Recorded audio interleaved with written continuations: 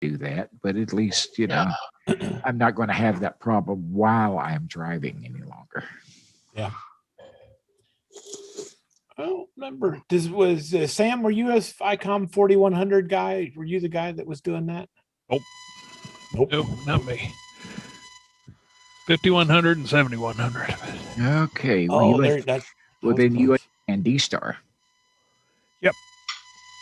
Yeah, I really like D-Star, except I have to use a hotspot. Okay. What kind of hotspot do you use, Sam? I've got an open spot, 3. 3? Yep. Now, what about the local repeater? You can't hit it? I can't hit it from up here in Piedmont. I might as He's well up be in Piedmont. Might as well be in Europe. Is there a local D-Star repeater? Well, they've got repeaters in Europe that you could probably hit. Yeah, that's true. I can probably hit there.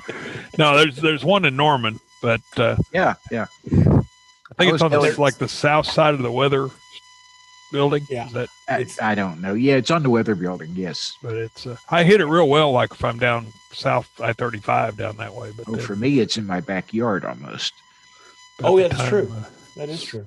At the time I get to North Moore city limits, gone. You know, I can hear it, but it can't hear me anymore. Does that have the same GPS thing that the 4100 does, Lee? I think the 5100 has GPS as well. It does, but the 7100 does not. Okay. So does your 7100? I was telling him about the GPS can tell you as far as the repeaters in the locale, it'll bring them up. Yep. But I haven't figured out how to make that work yet. You can add GPS to 7100 if I understand correctly.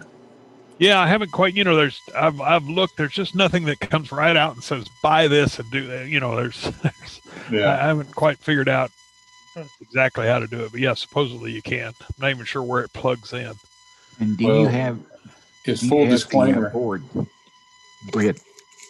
A full disclaimer, I've had my 7100 since July, but I finally got it out and used it for winter field day. Wow. And it was a learning experience. So I've been doing some research since then. You know, I've got to say I love both the 51 and the 71. But when I'm on the 71, I'm usually doing HF stuff. I mean, I rarely try to play D-Star on it. I usually use the HF side of it more. But what really, I guess, kind of aggravates me more is that they're different. You know, how you get to a D-Star repeater is different on the two radios. Mm-hmm. You know, you'd think both being ICOM and both having a 100 as the last 3 digits that they'd be, you know, menus and everything would be the same, but they're not. And yeah. I end up having to kind of relearn it. Does yours have the board in it as well that you can use to interface with your phone? I don't think so. Interface with what? It's like a Bluetooth.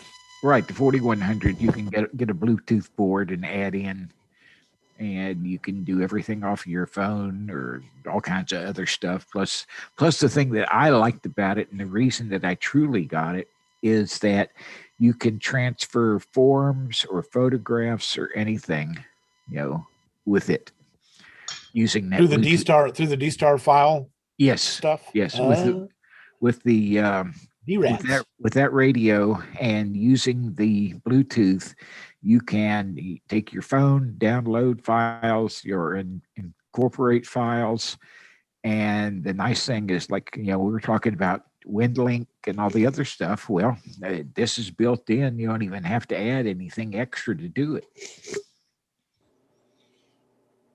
You know, just print it out once you get it. Yeah. And in theory, you should be able to hit this little DRAT server that I have sitting right here off of we got to get something. We got to get too many crazy things.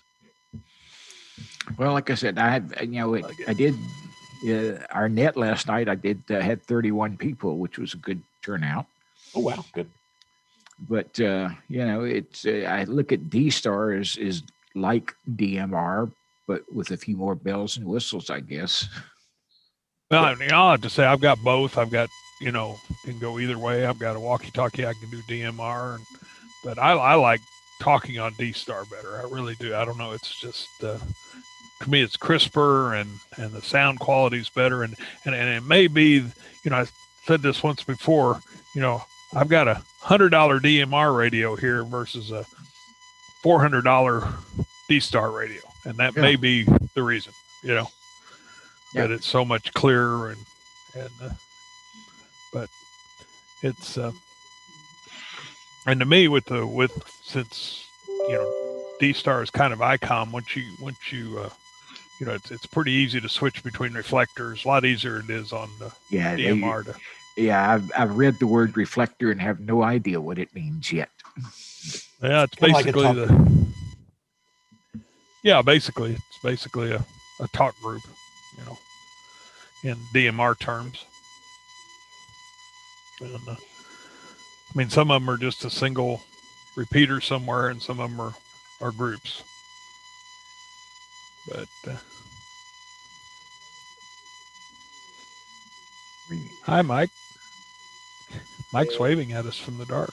Everybody wave back at Mike. Mark, Bill, and Sam, and Ken, all these. You know what? Use all the fingers. You know about Mike. He's in the shadows all the time. Shadow guys. Was he in the government? Had to go there. Sorry. Hey, Bill and Bill. Bill is back, and Bill is there. Okay. Yeah. And Jonathan showed up. Hi, Jonathan. Okay. 2 Lyndles, 2 Bills. All right. Who else here has D-Star? We need to get Larry on radio. And a hush fell over the crowd. Larry has a repeater, doesn't he? Yeah, he's got repeater and all kinds of stuff. Yeah. Around Blanchard or something. Yeah. I was on mine the other day. Mine shows that there's a repeater 32 miles from me, but I can't hit it from my driveway. Which one is it? Actually it shows 2. I think it shows the one in Blanchard and it shows the one in Norman. It shows them both like at 32 miles, but they may be 32 miles. Either way, triangle. I looked at the map yesterday and there wasn't anything around. It doesn't even show the Norman repeater, I don't think, for D-Star. Who is WA5LKS? Little kid's toy. Dell Innes. Say that again. Dell Innes. Okay, because LKS, little kid. No, little LKT. Okay, well, the reason I asked that is because this D-Star memory sheet that I had, or program, comes out with the different repeaters, and it shows WA5LKS. And here's the strange part. It shows that it is on the county tower. That's Jim Kelly's. That's Jim Kelly's old call. I told you wrong. Yes. You said LKS. I didn't catch that. LKT is the other one. That's Jim Kelly's call. It's now W5JLK. He was WA5LKS. Okay. And he probably had it programmed with the through the repeater or the repeater, APRS. Is the repeater still there? The APRS is out there. The 144.39. Hey, this is does showing, that do APRS? No, this is showing 142.125. Oh no, that's nothing. No, excuse me, 442.125. That's different. I don't know that frequency. 442.1. 442.125. I'd never heard of it or seen it before either. But it's showing here, and then I started looking. Well, where is it located here in Norman? And lo and behold, the latitude and the longitude are the same as the W5NOR. What? No, I don't know that one. Flight machine. Say that again.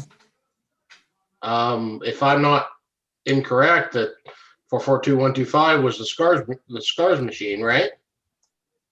I don't know. What's the OU D-Star one? What's that? No, I'm talking about analog. No, that's 4437. Yeah. 4437. Right, and it shows that it shows us with 4437 and 147060, both on the county tower, but then it shows us 442125 on the county tower as well. That's just way too familiar of a number for me. Well, then it's Don's fault. We can blame him because I don't. Yeah, you can blame me. I mean that's either something I had in Kansas City or something we had in OKC. And then Chaska, Minnesota. And then we got that was probably my repeater in Cleveland. And then we got KUK, NE5 KUK that has the D-Star repeater. 444.35.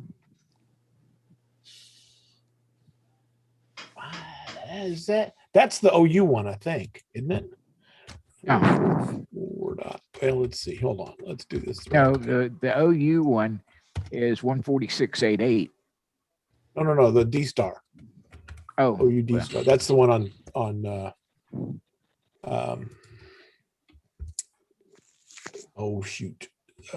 weather service.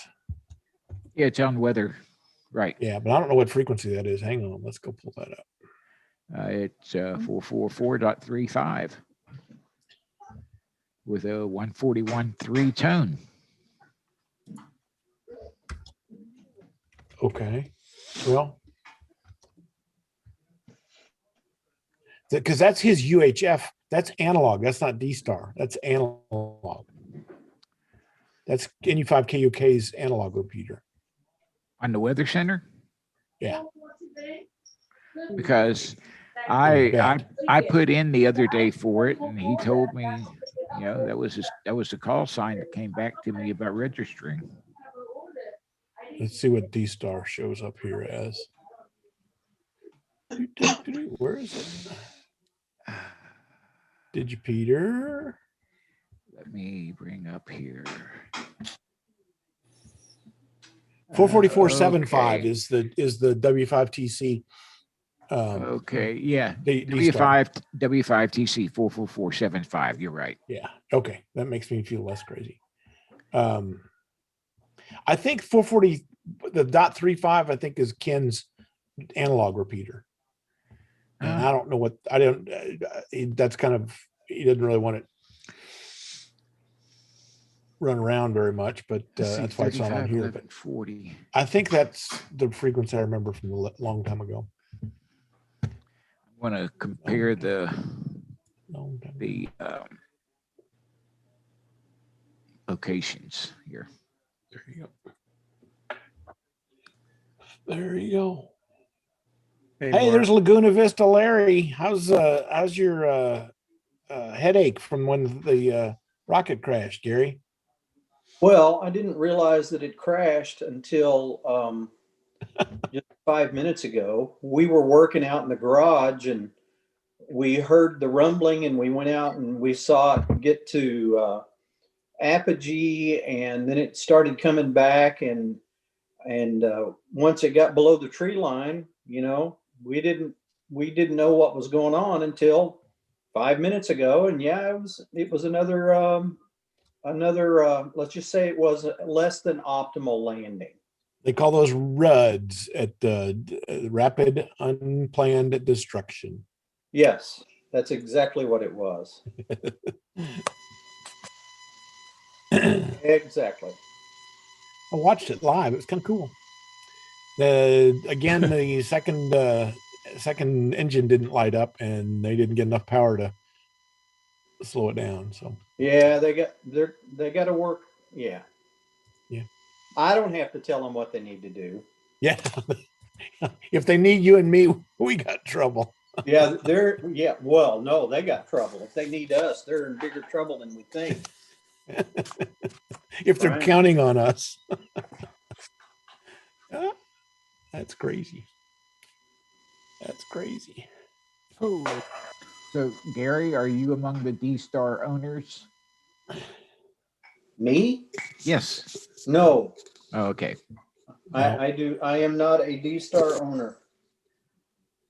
No. If he's an Icom 2AT guy. I posed this problem to begin with because I just bought a new radio. Well, I've got and I actually found the antenna for my little, that little, charm bracelet sized Icom. That's a Yeah. dual bander, but Yeah. I've got a TYT sitting over here that I just need to suck it up and either buy or build an open spot for myself, or a. I guess technically I can't call it an open spot, but I need a hot spot. A Pi Star. Which TYT? Whatever. Which TYT? I've got one of those too, but it stays here at the house, and the open spot travels with me. This one. 380. Okay. Is that what it is? Yeah. Take your word for it. MD 380. It's what we all got. Yeah. We should have got a good price. We bought like 93 of those at once, didn't we? I got a bag of chips out of the deal. Remember that? Computer chips or potatoes? No, they were Doritos. Oh, that's yeah.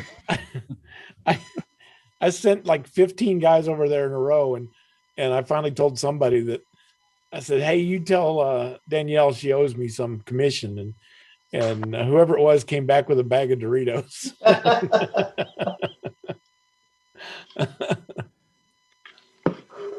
Sent her an email on the next day and said, "Bag's empty." She said, "That's all you're getting." What Don show us here? Hey, Mark. Yeah. What? Mark. Yep. Can you hear me? This is Jeff. Yes, sir. Okay. I got OBS over here on my other screen. I finally pulled my head out and figured out how to do this. Good. Well, but the problem is I can only use my camera for either the Zoom or the OBS unless I'm doing something wrong. No, that's correct. Now what you have to do is on the right-hand side, you see my screen? Yep, it's there. It says start virtual camera. Is that mine says stop. Start virtual camera, yes. Click that on. Okay. And then when the smoke clears, then go to Zoom and select, you'll see a new camera there in your Zoom camera inputs that is the output of your OBS studio. Does that make sense? Let's see here. It's funny. That's funny. That's exactly what I was doing. Just as you said it, that's exactly what I was doing. OBS now. Okay. So then I come over here to OBS and I turn on my camera. Yeah. And I've got one that says OBS virtual camera, and you want to select that one. Okay. Well, I clicked start virtual camera over on OBS, and then I came over on the Zoom screen. Yep. Down here, and I came down here and I clicked on OBS virtual camera, but I'm not seeing myself in either window. Well, we're real happy about it, so we've got a better view this way. Yeah, I know. What you got to do is put something in the preview or put something in the program. In the program part, you got to get a signal in there. Build you a scene that has your camera in it. What is OBS? OBS is Open Broadcast Studio. That's what I use to do all this goofy video stuff. It's responsible for all this stuff and this stuff and this stuff. And yeah, we were going to blame you for it. Is that okay? It makes us look like we know what we're doing. All right. So, almost as if. Almost as if, yes. Oh no, Peter! Looks to me like the world's caving in on you. You know, there's less of you, and just all sorts of. Yeah, and that's true if I turn OBS off too. Yeah, but you've got all the Pelican abuse behind you, so you're in trouble. There we go. There's a big Peter. He has to reconfigure the gazintas. I like the crowd though. It's Tom Servo and Oh, you got it in there. You bet. A great show. Oh God, what's the name of the other robot? Oh my God, you know the names of the robots? Oh yeah, I'm in the Tom wrong crowd. Servo and R2D2 and no, C3PO. No. This only robot names. Robbie. No. yeah, no, wrong show. But yeah. What was the Jetsons? Rhoda, the maid. No, I liked Robbie the robot. Rosie. That's Rosie. it. Yeah. Oh, Come on now. Lord, no. C3PO. Crow. Anybody here not remember the Jetsons? I see so. I'm seeing how many people remember Robbie. Oh, I remember Rosie. Robbie. I remember That's Robbie. not him though. It's remember Crow Rosie. and Tom Servo and Joel Hodgson and well, You depends on the season, I guess. But You said the Jetsons. I remember Rosie. You would. Rosie the Riveter. I remember if Crow had another name, but I think it's just Crow. There was a couple different. It depended on the season and which version of the show and yada yada yada. This started because Peter said, "Hey, the Weather Service is running their thing on a Tuesday night. Maybe we could stream it, do the Weather Service Training Center through an Elmer night." And I said, "Yeah, we'd have to Mystery Science Theater the thing." So that's the goal, is to MST the Weather Service. You guys have obviously never seen MST3K, which is hilarious. It is. There you go. I certainly have. Okay. All right. Now, have you ever watched it sober? That's the big question. Oh. Now that's another question. Hey, I have one of those radios. Yes. It was usually on like early Saturday mornings. So yeah, mostly sober. You have a 4100, Peter? Yeah, it's right there in the picture. Can't Peter you see meet it amongst Lee, all the other Lee radios? meet Peter. Peter meet Lee, or Lee meet Peter. There you are. Lee, there's your guy. Get him. Peter has a 4100. Yeah, it's supposed to be in my car, but I don't drive my car much, so it's here. Oh, Peter, we're going to talk. Do you have the software?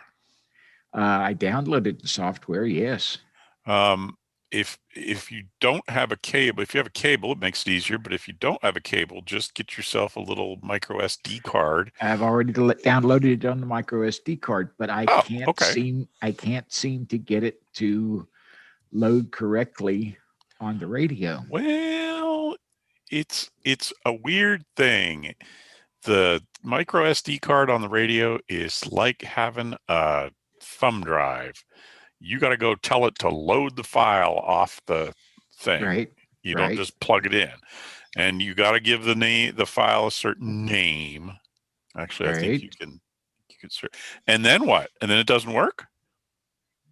I've got it. Went into settings. I loaded the CSV files. I loaded the ICF files. I mean, I followed everything. Great. So you're all set. Next contestant, please.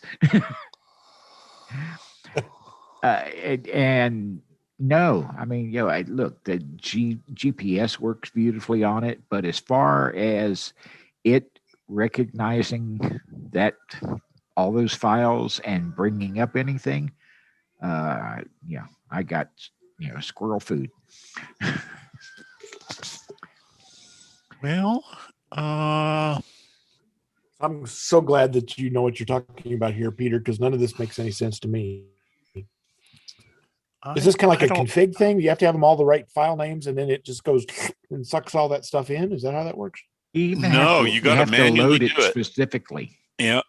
Oh, you got to do load setting and no file. You would think you would load repeaters into a repeater file correctly, right? Does that make sense? I would do it. That's how I would do it. You have to load repeaters, the repeater file, into settings. Yeah, yeah. I'm just looking at mine and you know what? I wonder. I did a firmware update on mine. Maybe that's why because I went to load setting and there's nothing there. I'll turn this off and pull the card and see what's on the card itself. So you leave the card in the radio at all times? Oh yeah, yeah, I mean, yeah. it's Because not it'll used. record to it. It'll Yeah. record QSOs to it and D-Star data and whatnot. Yeah, and I've got the program, the 4100 program on my computer. Let's see, the CS 4100 program. Did the things like putting my call sign in and all the other little quirky things that it tells you can do. But so far I got crickets. I gotta look at this. Let me carry on the conversation, people. I'll look at this because I gotta re-educate myself too. So, then I want to ask Sam if there's any tips or tricks to programming the 7100.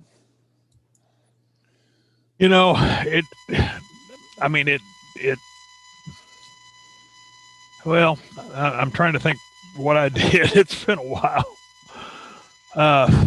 And you mean program like for D-Star? Is that what you're? Yes. I've been watching. I've delved into the paper manual, and like most of that is D-Star. So I've gone on some YouTubes to find out some of basic information on the function of the radio itself.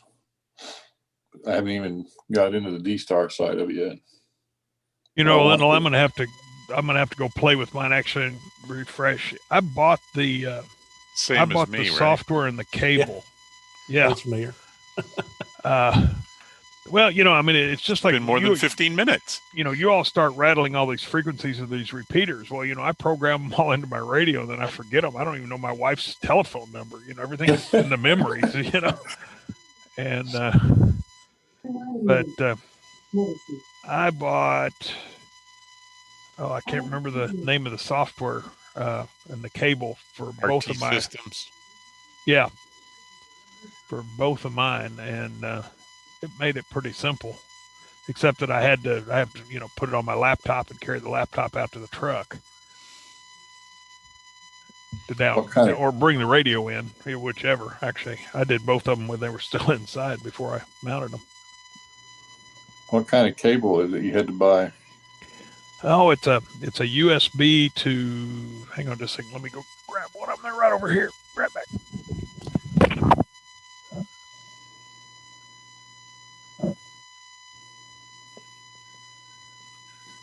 Well, Mark, I've got the. You can see that's my OBS screen right there. Awesome. So now you can add all kinds of stuff to it. Well, now you got to go learn a lot of browsers. Yeah. And now you have to learn it all. Lyndle, this is the one for the 7100. It's got a 3.5 on one side and a USB on the other, and then it's got software. Came with the software. It's another. And one of the two, the 5100 or the 7100, I can't remember which one. It is not self-explanatory which jack you plug that into on the back of the radio. There are two 3.5 millimeter jacks. Yeah, one speaker and one remote. Yeah.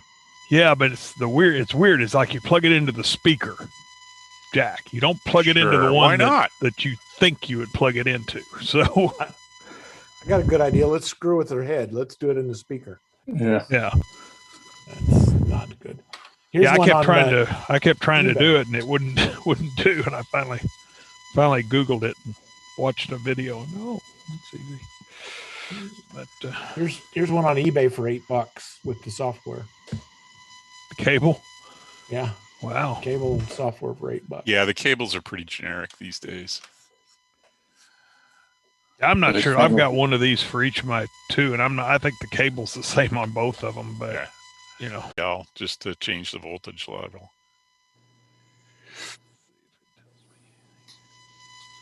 There's a link for that cable if somebody wants it in the chat. In the chat? Okay. Yeah. Probably want to buy one, but you're also welcome to borrow mine, Lyndle. But you got to give it back. Okay. Well, I would like But I to mean- come visit with you sometime and see how you got it. Yeah, But I it's I have to go back in and look at the software. Oh, I guess I should put that. I am so tired. Stop Does that yawning. help you That's stay awake? contagious.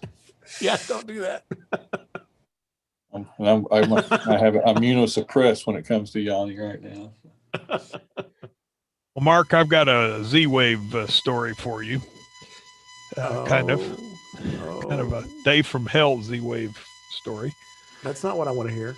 So I told you the other day I had this switch way on the other end of my house, and I can't get it to show up on the controller. Yep. So I decided to move the controller. The controller's been in our bedroom since I bought it, and it was really there because it was handy place that I can plug it into the internet and mess with it. But I haven't messed with it in a long time, so now I moved it to the middle of the house with my router and everything else. So when I took it in there. See this going bad? Anybody else see this going badly? Go ahead. Well, no, I didn't see this going bad. So I took it, brought it down, and I have this little closet where my router and everything is, and I decided I wanted to set it up on top of this wall, and I didn't realize that the top plate was not a 2x4; it was only a 2x2. So basically, it went into the wall. It fell down into the wall. And, Oh, that's a problem. Yeah. So I ended up, with sheetrock saw cutting about a 1 foot square hole in one of my wife's walls to get my my controller back out. That's a problem. Yeah, it was Who just puts not a 2x2 as a header? I don't know. Have you ever bought a house in Oklahoma? There you go. There you go. Well, I probably did it, and just, I had this closet, and I decided it was going to be my communication hub, and so instead of putting sheetrock up in there, I put 3/4 inch plywood on the 3 walls, and that way I can screw things into it easily and securely and all this, and so this header was on top of top of that plywood, and I probably put it up there, but it's been 20 years. I don't remember, but Statute of limitations is gone. So Yeah, that didn't fall under the builder's warranty. No, the 1 year builder's warranty. Fortunately, house is 20 years old, and everything's it's at that point where everything's starting to give way. Dishwasher and all that stuff starting to. Bought all the appliances at the same time, and they're all dying. Yeah. Yep. I had our oven. I'll tell this story too. Our wall oven, our original wall oven. I put an apple pie in there one day, and came back in to check on it like in 30 minutes, and my pie was on fire. There were flames coming out of the top of the pie. For some reason, the oven went into clean mode, which goes up to like 1,000 degrees or whatever. Yeah. And my pie was on fire, and fire flew from his fingertips as he was rosin up the bottom. Yeah, it was pretty interesting. So he rosined up the bowl. Okay, I get it now. but I figured out that if I pushed on the oven door, the fire would go out because I would smother it. But if I let go of the oven door, there was enough air that would come back. It would light back off. So anyway, I stood and held the oven door closed till my wife got the breaker turned off, and we finally got it cooled down. But glad and the apple pie wasn't too bad. It was a little charred on top, but it was salvageable. Well, it's apple pie. I ate the insides out of it. Apple pie is apple pie. I mean, if it's charred, who cares? It's the only one I had, Called barbecued apple pie. Yeah. We've been getting a lot of apples lately from the local co-op, and there's lots of apple. Actually, we had some apple and raisin pies the other day. Oh boy! I'll be right back. Now, where are you, Don? He's in. Aren't you in I India? am. I am right here in Indianapolis. Indianapolis now. Okay. I'm right here. You're there. I'm here. Right. Right. I'm just wondering how far I'd have to drive to get some apples. Oh. Yeah. Well, yeah. Well, some of those were actually apple and mince. If you know what mince is, proper mince. Yeah. This is not mince from a package. Mince that my wife made. So yeah, those might actually be worth the drive. They're pretty damn good. Yeah, it's when I was a kid, we had some friends that were from Indiana, and I can't remember where, but they used to go visit family up there, and they'd come back with this stuff called apple butter. Oh yeah, Cracker Barrel. Yeah, I thought never even heard. I thought that was an Ohio, Pennsylvania thing, but maybe it isn't. Illinois too. We made it. Okay, Illinois, we made it there all the time. Okay, Copper Kettle. It was Indiana. It's where they always went. South Dakota. Maybe it's just a Midwest thing. Really? Nowhere I've ever lived. So South Dakota, Illinois, Indiana, Central U.S. kind of. Oh, yeah. South. It's a South Dakota thing too. Mm-hmm. Yep. Oh, okay. Well, it's okay. Yep. We had a lot of orchards up there that we would go on the weekends, and we huge 10-pound bags full for $2. Just go out, pick them. It was wonderful, absolutely wonderful. Okay. And you made apple butter? Mm-hmm. Cool. Okay. I remember. I was never big on apple butter, but it is a good thing. Oh, wonderful thing. Now, but it's more wonderful when you only get it every year or two, and it kind of makes it a special thing when friends bring it back. Kind of like me liking walleye, and you got to be near the Great Lakes to get walleye. Yeah. Apple butter is the only reason I go to Cracker Barrel. Oh, they have. Oh, do they have it there? Yeah, oh yeah. They serve. You have to ask for it, and they also have it for purchase in the store up front. But yeah, if you ask for apple butter, they bring out big bottle of it. They've got some soft drink there at. We're talking radio here. There's some soft drink they have there that my son loves. It's the only place in the world you can find it. What is it? God, I can't think of what it was, but he had me call the local. Like Birch beer or something, or gosh, I may have to go back through his texts. Because I know Birch beer isn't very common. Good reason for that. Atwood's has a wide selection of soft drinks too. For future reference, Sam. Atwood's. Yeah, they do. Yeah, they do. The farm. Yeah. Yeah. And candies too, the old timey candies too. Yeah. It rotates in and out what they have at any given time. But yeah. Yeah, we are getting a Rural King here in West Side Indianapolis and Avon, which is very similar to an Atwood's. There it is. So I'm very cool with that. It's called Cheer Wine. It's made in North Carolina. CheerWine. I don't know that I've ever actually tried it. No, never heard of it. He wanted, but I have heard of it. Wants me to check and see. He wanted me to check and see if our local Cracker Barrel had it. And I called and they said, "Yeah, haven't been there, but." I'll bet that's the only place you're going to find it locally. Or Pops may have it. Yeah, Pops, Arcadia. Yeah. Pops has pretty much everything that's ever been bottled. So. Yeah. Haven't been there in a long time. I drove out there one time and they were cleaned out one Sunday afternoon. They had 4 bottles left. Well, it was a fun drive. Had a lot of buses that day. Yeah, it was a Sunday afternoon. It was pretty. Everybody was out. I went there one day and Bob Heil was out there. No. I thought, what is he doing out there? He'd gone up to, remember when Creative Sound Labs was up, or what? Not whatever. What was the audio thing that was up there in up by Stillwater?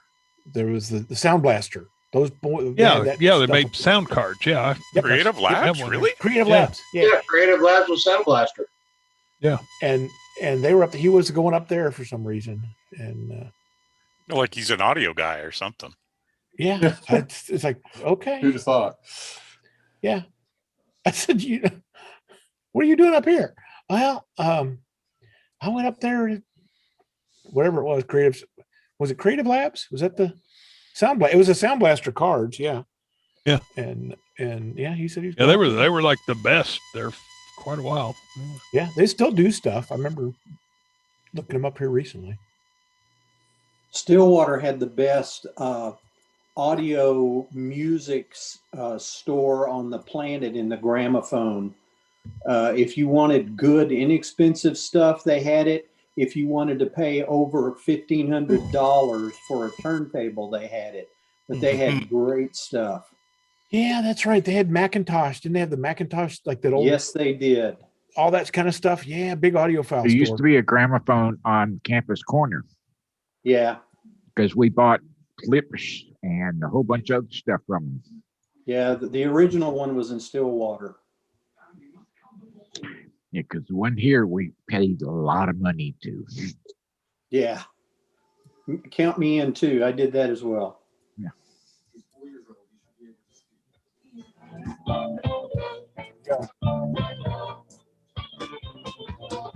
Well, anyway, Mark, to finish my Z-Wave story, once I cut the hole in the wall, it was down there and it was in two pieces. The top came off, and there are like just three little antennas in there that have little bitty plugs that had come unplugged, and I had to figure out which one plugged into which hole on the motherboard. But surprisingly little in that box. I mean, it's electronics. Oh yeah, it can't be much. No, it's not much in there. But anyway, I think I got them plugged in right because everything's working. And but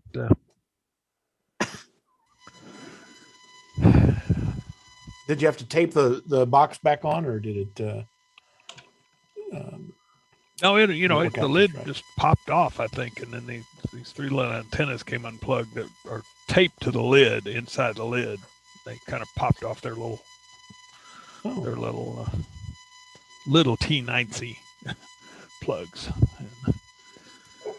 which is good. And when I first pulled it out and it was in two pieces and there were these wires hanging off the lid, I thought it had pulled wires loose and I was going to have to solder or do something weird like that. But it's a little scratched, but it took part of that's where I hit it with the sheetrock saw. Sawing the hole in there, but Lee, I was able to save the file to the card, and I put the card in the thing, and I went to the SD card menu, and I did load settings, and I could see my file, and I did load setting, and it says, do you want to do, because you can load parts or all of it. Yeah. And I said, blow it all in there. I'm just playing. And it did that, and the new channels that I added as a test showed up. So I don't know what to tell you.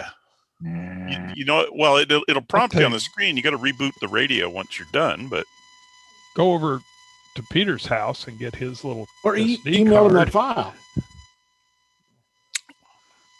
that. Yeah. Well, I can do that. I'll give it another go tomorrow because I got to do something. I'm frustrated as hell with it. What doesn't it do? Where does it stop for you, Lee? Yeah, where does it stop? Okay, when I load it in, I can see lots of files. I can see the DMR repeaters, not DMR, the D-Star repeaters, but I can see no analog repeaters. Oh, you're in, what do they call that? DR mode or something? Let's see here. Oh, that's what I was going to say. Yeah. Sure you were.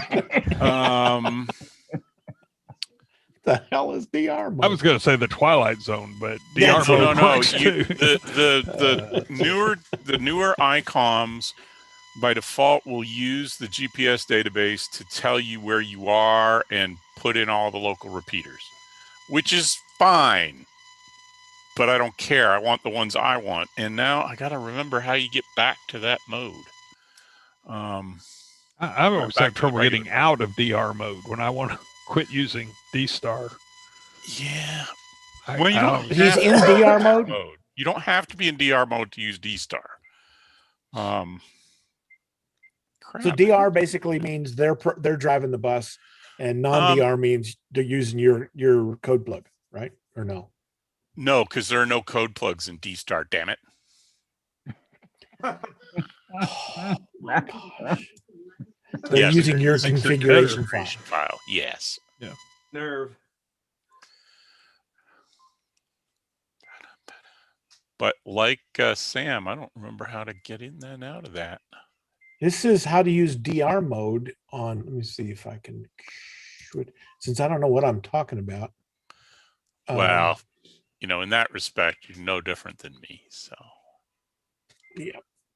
Well, but this is from Charlotte. Let me put this in the chat. Oh, push and hold the return key. The lower, there are two keys on the left-hand side next to the knob. Okay. Push and hold the one that has the carriage return thing, and that should toggle you between DR mode and just the regular normal human use mode. Okay. I'll give it. I knew that. But pick your right foot up off the floor when you do it. Yes. Yes. That I knew. Yes. I put that link in the chat, Lee, for Charlotte D-Star. Yeah, and if you don't have the PDF manual is available. So I have downloaded everything at the advanced manual, all 278 pages of it. I printed out. Hell, he even came on here. Stuff in that radio. And that's the stripped down version. The 5100 is the Big Brother version. I don't know what's in that's not in this, but oh my God, there's stuff in here that I know. It's got so much stuff. It's crazy. To me, I mean, I looked at the 4100 before I bought the 51, and the biggest thing is the 51's got this great big screen, and you've got two VFOs in there, so you switch. I can have one on simplex or do one in I keep one of them on. So repeaters. It's got two different receivers basically in it. Yeah. And which is a great thing, but it also can get very confusing because if you've got the volume turned up on both of them, suddenly you're like, who's talking to me where? And I've been known to, somebody will call me on the repeater and I'll answer on D-Star. We've had that on the Siren Net, a bunch of times. And usually I keep the volume turned down on whichever one I'm not wanting to. The 4100 doesn't do that. It's just got one.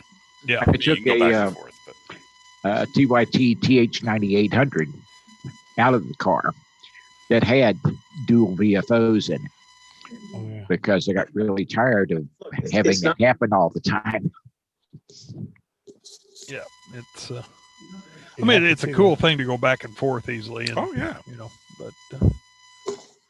Yeah, if you're not doing something complicated like driving, it's not bad. Does that do APRS also? No. What, the 4100? It'll do DPRS.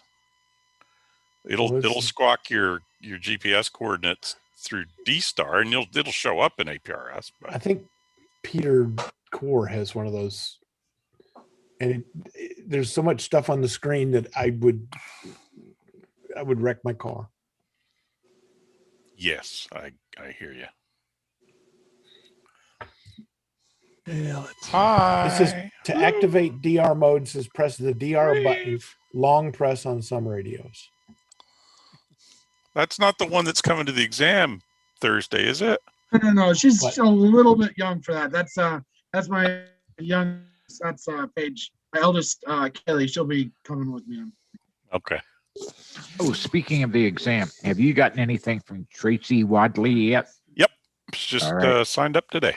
Good. I send him your way. Yeah, we have like 400 people coming on Thursday. It's insane. My God.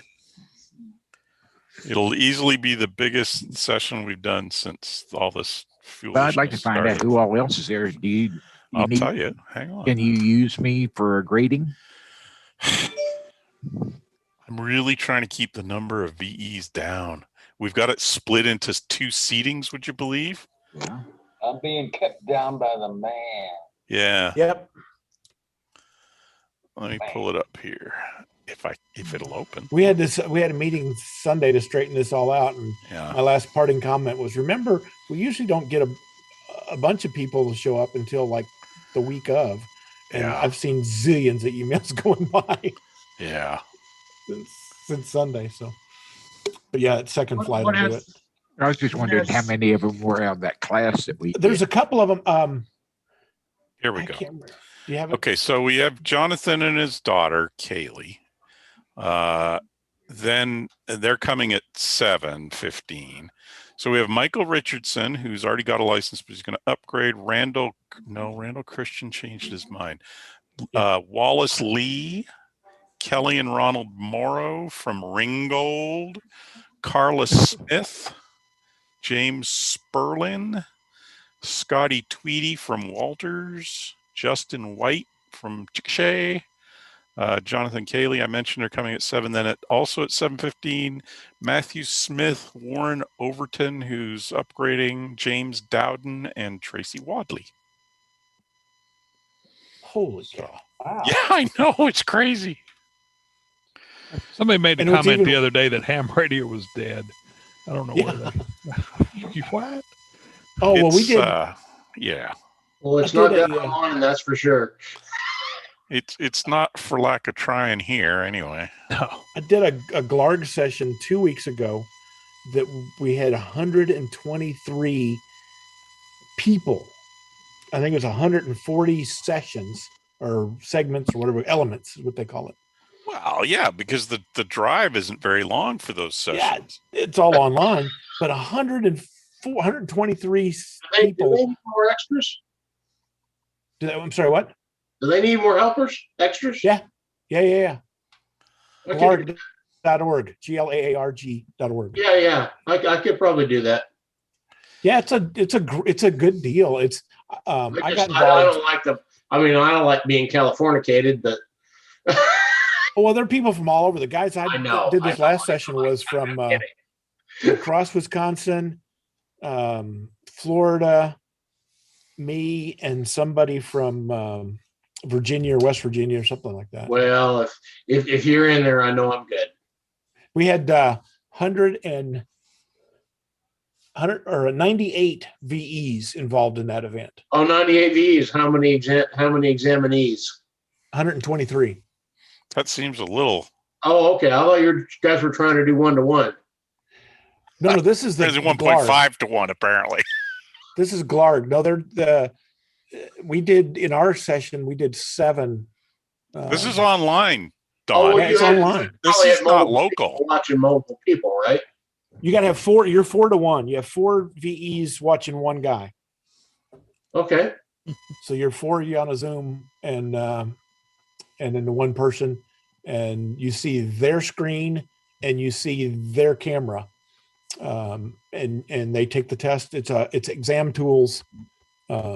It's ham studies stuff. It's the same software. It's very cool, and I imagine there's probably very few folks that would want to even cheat on that anyway. Well, that's what I've found is that if they're trying to cheat, you're going to know up front. Yeah. For the extra, I can maybe see it, but if you really feel like you should cheat on an exam where you've been given all the questions and all the answers. Yeah, it's all public domain. Yeah, that's kind of, I don't know what that says about people. Now, again, the extras is another level above, and I can kind of get that if you're desperate. But geez, even for that, when you realize you only get extra privileges on 4 HF bands, is it worth it? Oh, yes, it's worth it. Yes, it's worth it. Extra was you don't have to worry about where you are. Yeah. Yeah, I always had to use somebody else's call sign when I was in wrong spots. Yeah. Gordon said he would always QSL for me, so I always used his call sign. Oh, yeah. Well, if I can stick my nose in here, I don't know if y'all saw my post on the Facebook group, but Phil Senna is in fighting spirit, and he's actually been taking tech support calls from the hospital. So he is. I did not have that in the pool. He is. Oh yeah, he's kicking pretty hard and wanting out of there.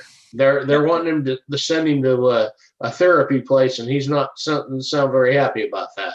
Hey Don. I saw your Facebook post, so I wanted to expand on that a little and invite Phil to our Zoom tonight. So there. There he is. Look at that.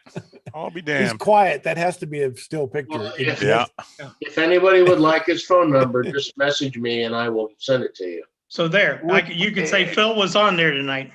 He would. Yes, all right. Tell me what happened to Phil to put him back in the hospital?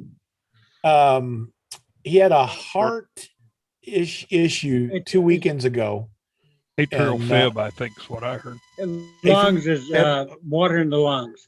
Same thing he's had, that tuberculosis, he got in, or pneumonia he got when he went to visit his kids. And that's reoccurred once before, and it's reoccurred again. He is now out of the hospital, and he is in an extensive care center in Noble. He has to be able to walk a little bit and breathe a little better before they will release him. Thanks, Bill. Wow. I've known Phil since high school. Wow. There you go. Your high school or his high school? His or yours. They actually had a high school back then? Yes, they did. My best friend's brother, older brother, was Phil's best friend. Is that right? Yeah, and we always called him Mickey Phil. Did you hit your horses to the same post? No. Oh, okay. The strange thing is, before I became a ham, years ago, I was teaching class, and Phil was one of my students, and so he could get his concealed carry. And you don't forget Phil. No, you don't. Well, I surprised him because he didn't remember it, and now I keep all my students' pictures of them and their targets as proof. And so I brought that up on my phone and showed it to him, and he went, "Oh my God!" That would be Phil. Well, Phil was telling me he's kind of doesn't fit in with the rest of the family because they all think he's the biggest nerd in the world. And I said, he is. "Well, you come over to Scarlet, you're in good company." Yeah, have you met his son? No, I have not met his son. Yeah, well. Is he a nerd too? Well, he spends all day playing video games. Oh.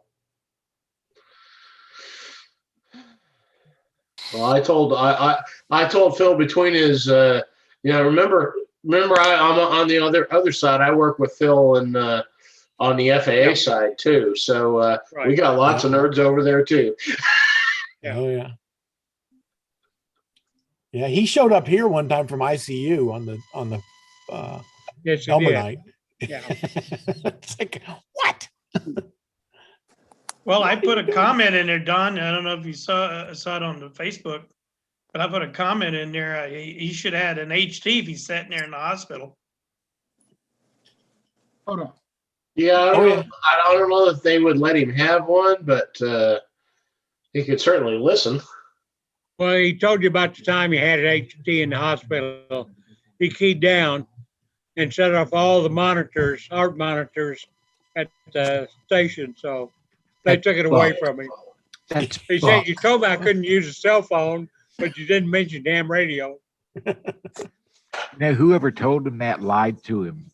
Because I'm guessing you probably keyed up on 440 too, and that's always the worst thing to key up on in a hospital.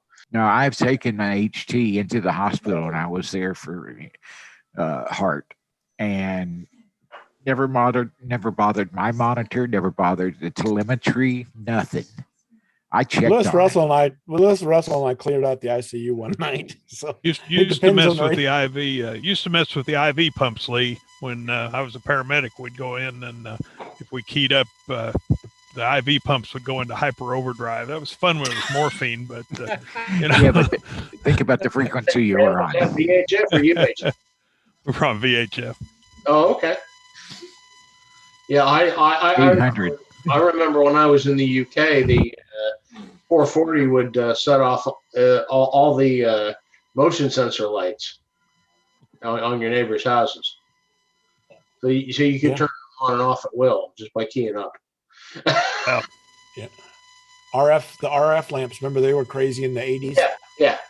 And those touch lamps you could turn on. I could turn my neighbors on and make them not happy. We just talked bad about Mike Richardson and he shows up. Oh, we got to stop then. Oh, now I got him going. Yeah. Mike, you all ready for your feel test free tomorrow? to continue. Feel free to continue. I'm kind of doing some other stuff here, so I'm just listening. We were telling you you're going to a test Thursday. Y'all ready to go? I'm as ready as I'm going to be. I'm go. practicing right now on my laptop. So excellent. Good. Hey guys, just remember when you're out there working those bands for the DX that you're not supposed to be on, your call sign is N5HZR. I'll QSL for you, no problem. Okay. Speaking of which, Jonathan's got a question he put in here in the chat that says, any good leads on what kind or where to get QSL cards? I think we know one, but does anybody have any other options? Where's Bill there? I used to get mine from died.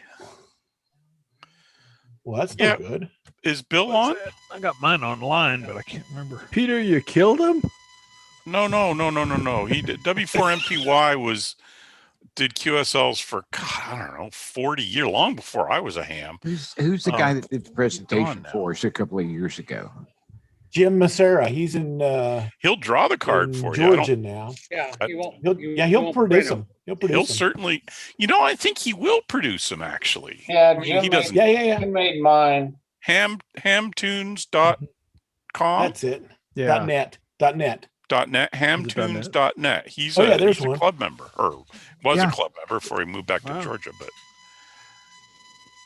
and he's done stuff for ARRL and all kinds of stuff. He's an artist, and he says he's not taking new commissions now. I don't know if really. That's what he says. Probably inundated now. He just bought him a house. I don't know if you saw that. Here it is. There you go. Bill Lockett's got it right there. I got my cards from cheap QSLs. Seems like the last time .net. Scars got cards. We got them from one of those Eastern European guys. That's how I was remembering. Bill Baker always remembers that. And they were. You would think the shipping would kill you, but no. And the prices were pretty reasonable, and they were full color photograph cards. They're nice cards. Nothing wrong with those cards, but no. Bill Baker can print your own. You can print your own. That's true. Some of the software will do it for you. Yeah. Cheap QSLs, plural. You could print it like Peter Core. He's probably on YouTube, so I better not talk really bad about him. Peter Core will take a picture, like when he goes out in the woods with his stuff, he'll take a picture and use that as the background for the QSL card and then print the stuff out. And that looks really cool. If you're getting a card from somebody, you see somebody out in the stream where the guy was working portable. There's cheap. Is this the part from Eastern Europe? This cheap QSLs, Jeff? It was like UX5UO or something. I use cheapqsls.com. Yeah, that's where I got mine, was cheap QSLs. They're not near as pretty as that. Well, mine aren't fancy, but they work.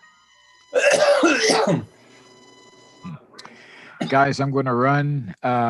Peter, I'll give you a call tomorrow. I'll too fast. try and leave my radio on the UHF repeater during the day, and just call me on the radio. And Okay, I'll do it. Thank you, guys. You have a good one. Be Bye. safe, Good Lane. luck. Take care. Me and Lane Take care of together. yourself. Friday night. Yeah, take it easy. I think the club QSLs came from UX5UO. Yeah, that sounds. Uniform X-ray 5, Uniform Oscar, and he's in. Yep, there it is. There it Russia, is. Russia. UX5 Is it, UO or is it- QSL. It says Russia. You're right. You are right. Putting these in the chat so that if anybody needs them, they can. Oh, You know, I it's should probably, this would be a great actually webpage. he's actually in Ukraine, but Russia, Ukraine, yeah. So Everything's in Ukraine. Oh, really? That's where a guy working on that satellite project's from. Huh. looks like you pay a guy in California for them, or something. I'm not sure. I think that's right. I think he paid somewhere in the States. Yeah. I ordered a Morse key from a guy in the Ukraine, and I paid a guy in New York. There you go. There it is. It's supposed to be here. This sounds like a really good webpage or a newsletter article, doesn't it, folks?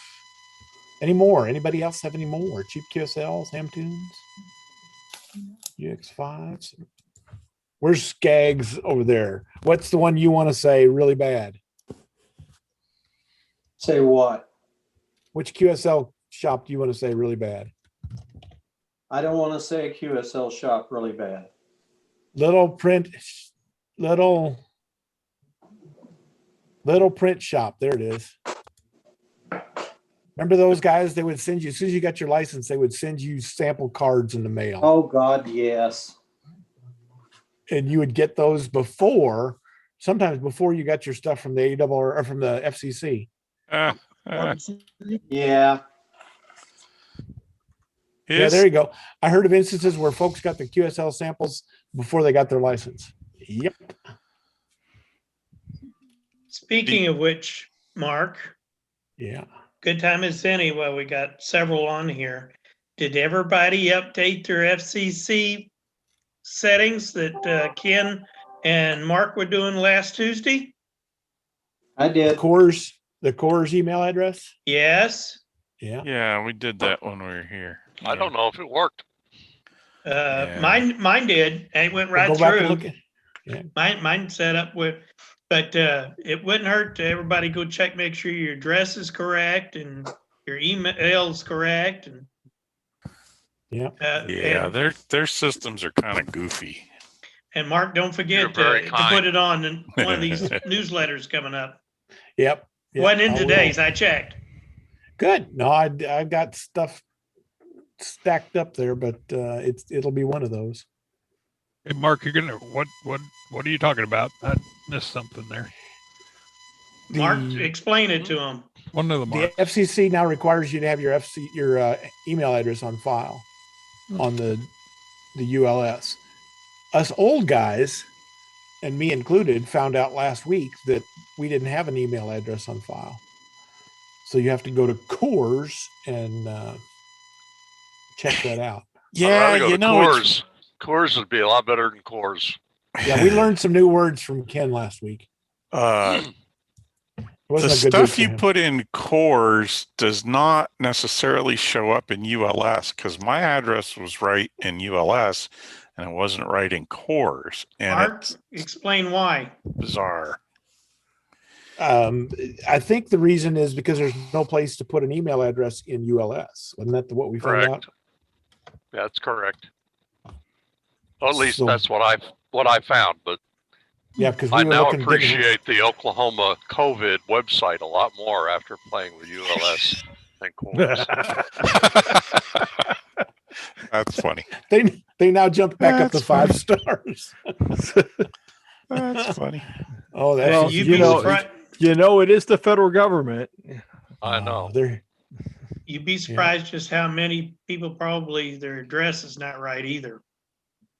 Oh no, that doesn't surprise me at all, but I see it all the time. One of the guys coming in on Thursday, his address is different in ULS than what he gave me. So it's okay. We can push through a change of address. Not a big deal, but still, it's. Wasn't me, was it? You live up in the city? I live in Moore. No, he's in Oh Moore. no, that's not you then. I forget which guy it was. No, I don't think he's. Well, no, he must have a license. He has to, otherwise wouldn't. Yeah, otherwise he wouldn't have an address at all. This wouldn't be a problem. But yeah, this is mine on the screen. That it has a. This is the place you have to go set it up. We looked all over ULS, and there wasn't anything there. My address was wrong here because I assumed when they said there's an updated system that they would say phooey on this. But what do they know? Well, mine finally said it updated something. And then when I went back to go in, it wouldn't let me in, didn't like the password. So I'm not even sure. What was that? Cores? What I'm wondering is how often QRZ updates. Every day. Every day. Every night. Hey, FCC only dumps out the file once a day, so they only dump it out in a file that they can read in once a day. I mean, they could go scrape it, but talking about files, over the weekend I got 2 separate winter field day files on my software.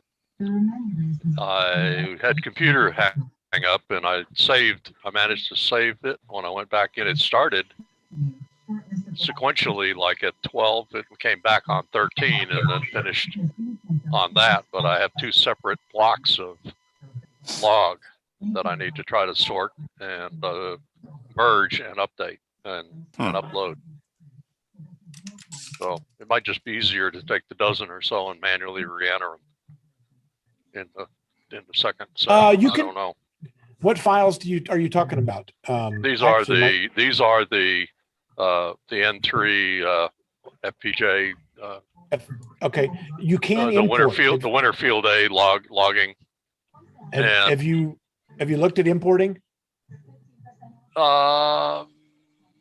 You go to the 12. I've done all this a lot. Yeah, well, if I import though, is it going to just import the one file, or do I? Can I import the 2 and merge them? You go to the. I'm not on the right computer right now. Yeah, if you go to one of them and you load up your file, you can then export an ADIF. Let's see. Right. Yeah, I'm good there. Okay, export an ADIF, and then go to close that out. Open the second one, and you can import an ADIF, and it'll merge them together. That's piece of cake. And I know how easy that is. Write the ADIF for the first small block, and then load the larger block, and then import the downloaded ADIF to it. Correct. Okay, I'll try that. And I'll tell you that if you do that more than once, it'll suck it in more than once. And I did that on field day. It'll suck it in more than once. And I did that at a field day one time where we had like 700 entries and it was really only 350. Ouch. Okay. So I had to export the ADIF and then put it in a spreadsheet, pull out half of them, and then import it back in. There's like a delete duplicates function there somewhere. Oh, is there? That would be easy. But anyway, so when we do that and we do this upload to the winter field day group, at what point do we get to put in South Canadian ARS? When you do the log, when you do the Cabrillo file, I think that's what they name it. That no, there's a club group. There's a club. I had the words. Manually edit that after you download it or create it. I think you can do it on the screen. Let me bring it up here.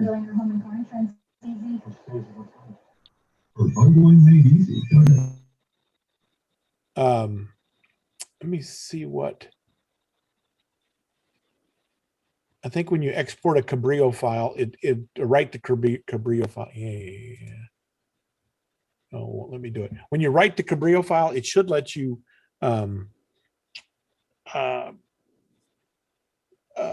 put your club information in there. Yeah, I might actually read the downloaded instructions that I have from them. That might help. That would work. That would be really good. That would be really good. Nifties. How many did you work over the weekend? How many QSOs did you? Didn't do that many. I 3 million? No. I was just pouncing, so I got to learn to run a frequency. Oh, that's I got to get Act like you own it. that. He had an idiot taking up too much of his time. That's just, yeah, it's just the intensity and the pace is still a little daunting. It is, but you got to own it. You know. Yep. You got to own next time. it. That's right. But I only had 33. Meat and caffeine is what you need. Lots of red raw meat and get after it. There's a lot of information and things to go out there with the field days. And I tried to listen to some of the context on field days on YouTube from the past field days. Is there any way, like that's, I agree, very overwhelming for a very new person on this. Is there any way to, other than practice, that I could practice a cheat sheet or something that would be helpful? That way I can relay the appropriate information in the appropriate order. You know what? I think I have something. Oh, I'm sure he does. Yeah. Well, one of the things on field day somewhere. specifically, it's I assume it's the same on Winter Field Day. It's by section, by ARRL and Radio Amateurs Canada section. Yeah. So knowing those abbreviations is really helpful, and I do have a cheat sheet for that. I gotta figure out where it is, but it is, the big thing is practice, and literally the best way to do it is to sit down with the radio. Now you may need somebody to watch somebody, and that's a good thing that at a field day where somebody could watch you do it. It's always good to log for somebody that's doing that, and then you figure it out. But the thing is pacing, and you just have to get that with practice. And it's counterintuitive on the pacing, because if there's a ton of people stacked up, you don't have to race through it, because you always want to keep a ton of people stacked up. So you just want to keep a nice even move. You don't have to race through stuff, because if you start hearing only 2 or 3 people calling you back, you slow down until you make enough noise on the channel that more people come back to you. So it really is practice. Yes, the 2A Oklahoma is the section and call, or 3A for 3 transmitters, or 1D if you're at home. You just get in a rhythm to do that. And I don't know, there might be some good videos out there, but that might be a good thing to come up with a script to try to do it. But the way the other guy responds to you, you really have to change your statements based on what that person does. Right. Normally they should be listening to me, and they should know my stuff, and I should blow through and say, I'm 2A Oklahoma. And then, but then some clodhopper will just jump in. I don't know what your call sign is. I don't know what your name is, what you're at, where you at, what's going on. And that's not always bad, because that makes noise on the channel, which gets more people to you. Go ahead, Peter. Did I stall? No, on the chat window, there's a Dropbox there. There's a PDF I made up for the club a couple years ago that at least has all the, for field day, has all the abbreviations. This is going on the webpage, buddy. Has all the abbreviations, their phonetics, and what else does it have here? Where'd it go? Oh, damn screen. But the best thing is to practice, and the really best thing is to get on late at night and just sit there and do it, and with nobody pressuring you, and you just do it. Whether you do it at home or you do it at someplace else, you just got to sit down and do it. Would it be possible to make like just do it? Possible to what? To make a training aid to explain exactly what's happening. Like there's a couple of we don't know. We have no idea what's going on. On what? Yeah, I think that'd be a good training field to do, and it might be a good Elmer night thing to do. Yeah. Where, That you know, way where we can like have a clip that's at full speed, and then we can take I'm very new at this. I'm trying to figure it out. Good question. Oh, that's fine. I can understand, okay, this section is doing this section is doing that. How do you appropriate respond? It's a lot of information I'm trying to absorb.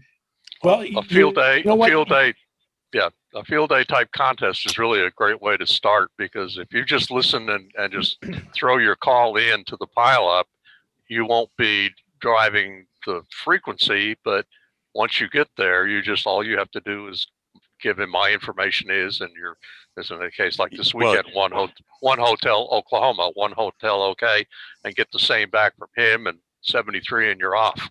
You don't have to worry about him starting to discuss whether the Mets are going to win this year. Right, it's a nice short exchange. I don't think they've got the pitching, but and I will say that I'll tell Wayne that this came up, and that sounds like a really good thing to do for the June meeting, right before field day, and we can go through that, and that would give us a recording of it, and it would let people go through there and even practice how to do that. Now, are we talking about CW? We're talking about voice, or are we talking about both? Voice. Both? It's actually both, but voice is what I'm thinking of. Because if you got a new guy that wants to do CW, that ain't a new guy. Another good opportunity is all these state QSO parties. It's now getting to be QSO party season, and these guys will work with you. I mean, it's low pressure, super low pressure, and you said QSO party? Yeah, QSO parties. They have state parties. So like Oklahoma's, everybody be trying to get Oklahoma's on a certain weekend. Right. Can you throw the link up to the contest calendar? Yeah, that's a good idea. Yeah, that's a good idea. EWA7BNM or whatever it is. If you use Google Maps, you can link to that calendar, and it will give you a ton of QSO parties. And it seems like there used to be a state QSO party website too. Yeah, there is. There is.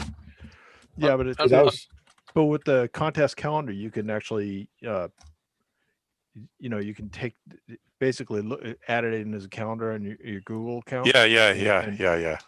And look at all and plan it out. I mean, it's really that's how I started when I got into HF. I jumped in on QSO parties. Special event stations are another one. My very first contact was Indy 500 special event station. W9IMS. So, but that doesn't let you work as the base no. But it breaks the ice. It's another way to break the ice and get comfort keying up and doing stuff. And there's the contest to the rhythm of the one stations that are running running the pack, and they can you can see how they're doing it, and you can adapt your own technique to the same way. My favorite contest is November sweepstakes, because it has the longest exchange, because there's like 5 pieces of information and it's awesome. I think the thing is, particularly with that one, the longer the exchange, the more it's important is to get it in the right order, because if you don't do it in the right order, the other guy's ears won't catch it. True. Yeah. Most of them, a lot of them are just like 5.9 okay, and everybody's 5.9 don't. Yeah. It makes no sense, but everybody's 5.9.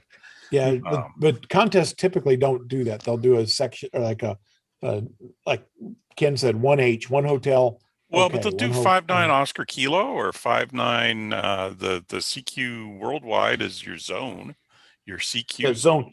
Yeah, but zone, but not the 5.9. No, it's RST and zone. So you got to give 5.9 okay. Makes no sense, but there it is. And state QSO parties are, they ask for a county, and then some of them ask for an RST, and some don't. Some ask for a signal report. some don't. Right. You know? It all depends on the party. We have a silly question here. RST. Readability, signal, and tone. Okay. The 5.9. Yeah, 5.9. Which technically is RS and not RST, but yeah, same thing. If you see that abbreviation, that they want a signal report. Gotcha. Yeah. Signal. Okay, I'm tracking now. But that's a really good. I mean, that's and in contest, always 5.9, 5.9, 5.9. Yeah, that's what every YouTube video that I listened to that they were trying to explain that was like, oh yeah, doesn't matter if you can barely hear them, they sound like crickets. It's 5.9. 5.9. Okay, you're 5.9. Can you repeat your call sign? No, 5.9. Good signal, man. Please repeat call sign, section, class, and firstborn name. Yeah. Really, Jonathan, the best thing is to get out there and just fricking do it. Well, and listen a lot too. I mean, well, yeah, you got to listen first. Listen first before talking. Always. Right. Oh, that before is talking. very good. Oh, I've been doing it the other way around. Okay. Yeah, that's not right. That's not right. Oh, we got Peter. We said Peter's name once, and I thought we were going to keep him out. You had to do it 3 times for him to show up. I think you do. I think you do. But those are good questions, Jonathan. That's something that I know that people have asked for. Usually people ask for that in the middle of field day. And that's, it's like, oh, that's the wrong time to be doing it. Yeah. And it's great. I spent, probably good 30 minutes at field day last year for summer field day. Yeah. And you had your eyes about as big as saucers. Yeah, I was just like, oh, this is so neat. I have no idea what in the world's going on, but it looks pretty cool. So, what I want to know is why do we have so much wind on field days? Oklahoma. Two in a row. Two in a row. Really windy. It's like the fair. It has to rain on the fair, so it has to be windy when you're setting up portable antennas. But if the weather's good, the antennas don't work as well.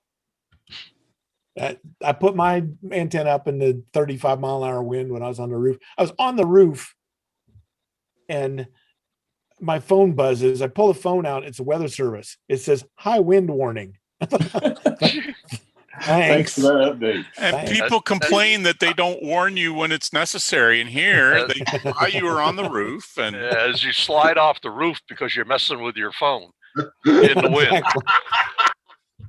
Well, it was even worse as Charlene's cat followed me up the ladder. So right after that happened, I was over one end of the house. I look over and there's a 10-month-old cat looking over the edge of a 20-foot. Oh, I wouldn't worry about the cat too much. I was worried about the cat because if the cat fell, I was in trouble. Good point. Oh, okay. Yeah, most of my cats go everywhere. So. This stupid thing climbed the step ladder, 12-foot step ladder, and got on the roof. Jiminy Christmas. The cat was just following the other stupid thing climbing the step ladder. Probably. Exactly. No, one of the cats I have now doesn't get on the roof here, but at the last house, she would very frequently meet me on the roof when I come up from work after an evening shift. So, yeah, not surprising. Yeah, well, but that's a really good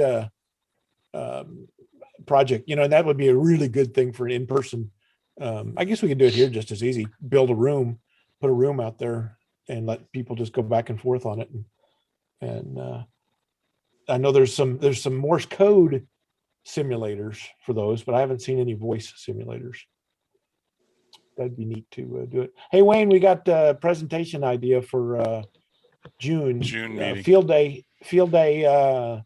how to do field day stuff, like how to run the actual contest, to do the on-air kind of thing. From who? From Jonathan's the one that was requesting it, but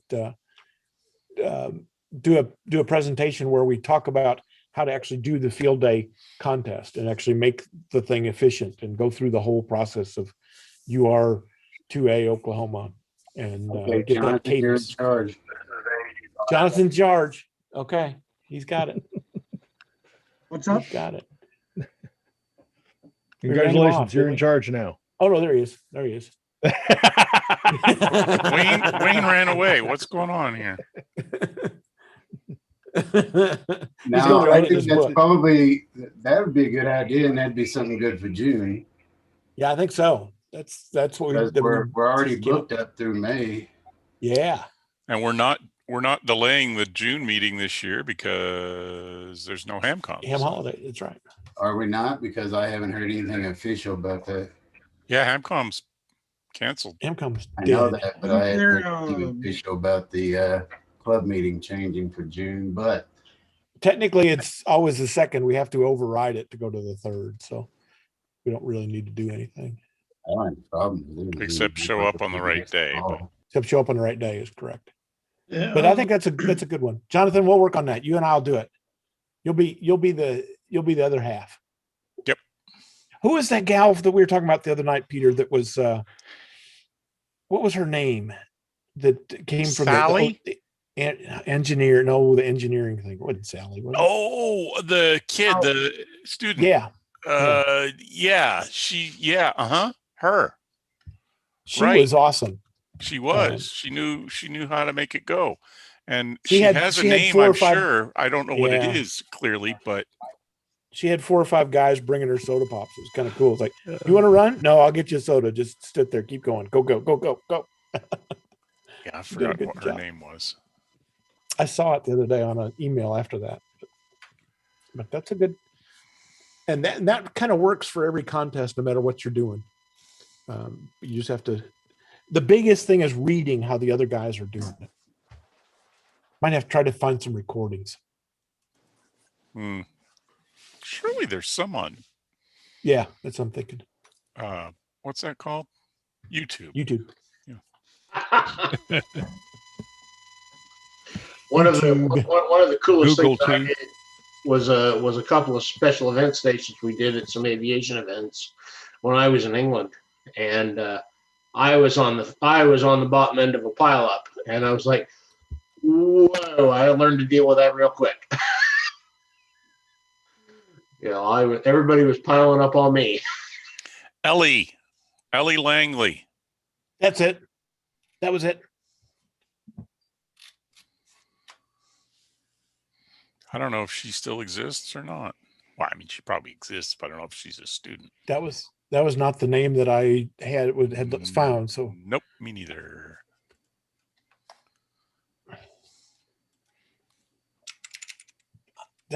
She was the only one that showed up with that skill, and in a long time.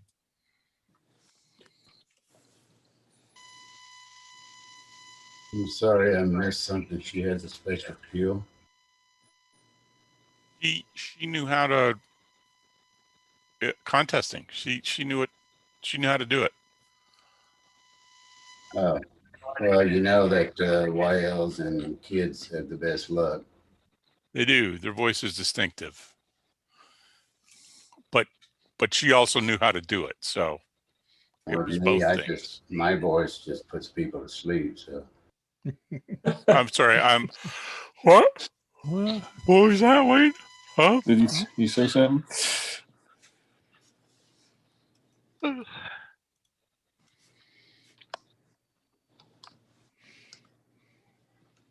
Hey, Mark Clayton. Yes, sir. Anything on the ISS that you know?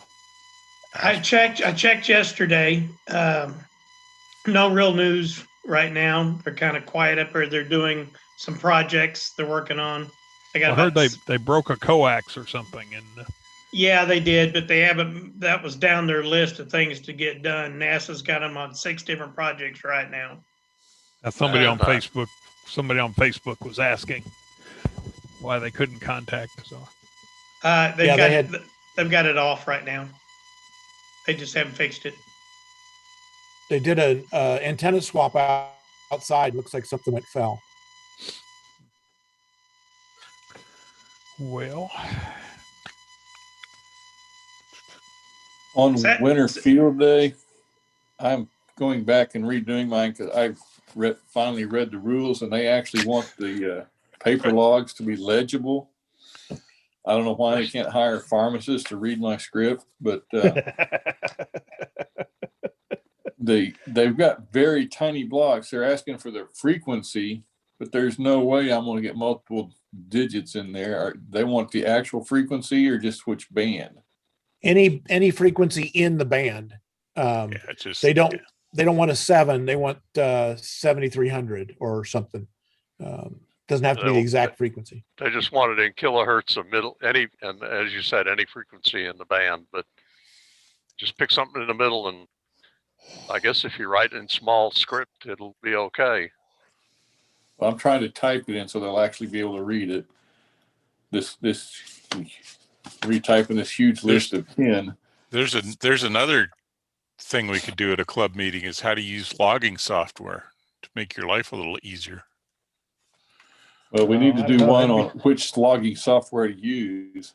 Oh, yeah, but that's what I mean. We're gonna start that war. We're gonna start those wars again. Well, something that's the interesting I problem. read the other day about speaking of logging software. So I noticed this when back when I did the North American QSO party a couple of weeks ago or so. They wanted the logs converted into something called Cabrillo. Correct. I had never heard of that.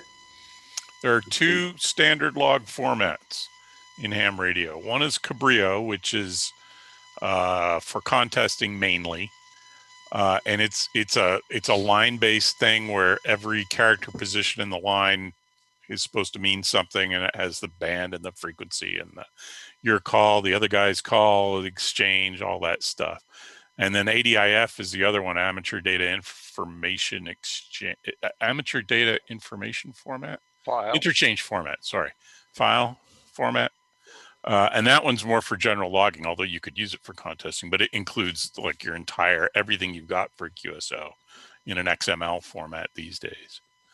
But yeah, Cabrillo is pretty standard for submitting contest logs. And pretty much every logging software will spit out a Cabrillo if you torture it long enough. Okay, because I thought I read when you're submitting logs for Winter Field Day, they also wanted it in Cabrillo. Yeah, that doesn't surprise me. That's what you submit pretty much everything else. What can you open that with besides logging software? Yeah, they're ASCII text files. Notepad. Yeah, you can open it with Notepad, and as long as you don't screw up the columns, it's okay. And there's a specified header format. Let me find a Cabrillo and put it up on the screen. Give me a second here. The Winter Field Day rules has the example listed. It probably does. I'm sure, yeah. This is one of the most ham radio intense nights I can recall. We haven't got too far afield from. Well, don't screw it up. Don't screw it up. Night's not over yet. We did a couple of times, but not too bad. Yeah, only brief foray off into the puckers. Well, yeah, you left there for a little while. While you were gone, we talked about soft drinks and. Okay, I had to go cook apples, soft drinks, and Z-Waves and walls. Apples and. Where do I start?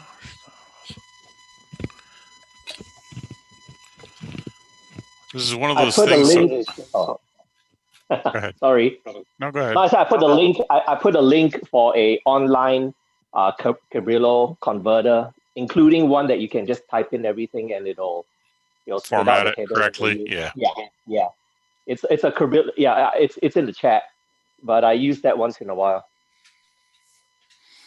Here is one from. Let's see. Go over here. Go over here. Lyndle, I sent you a message. Nope. Thanks, Peter. That's awesome. Yeah, isn't it great? Hang on a sec. Hang on. What do we want? Window capture, and we want that, and we want that. There. Can you see that? Oh, well, no, you can't because I didn't do that. Now you can. Yeah, I've seen it. You should see a text file now. And they all start with some tag followed by a colon, and then there's a specified format for each of those logging lines. That one is for CQ Worldwide RTTY from, I don't know, what year was it? 2012. 2012. I'm not a pack rat, I swear. But you can see it has all the exchange information for both stations, and the time of the date, the mode, and the frequency. And that started when computer logging first started getting going. There was no standard, and people were submitting computer logs, and people like ARRL that sponsored contests were accepting them, but they had to have the right software for every one. And how do you compare them? And oh my God. Well, now it's all standard. Everybody sends in a Cabrillo, and they have software that goes through and matches up your, if you say, like on mine, the first one I made, I worked a French station right off, F8 DBF, and it'll check F8 BDF's log, the DBF's log, to make sure that he has a QSO with N5 UWI on 10 meters at 2015 hours.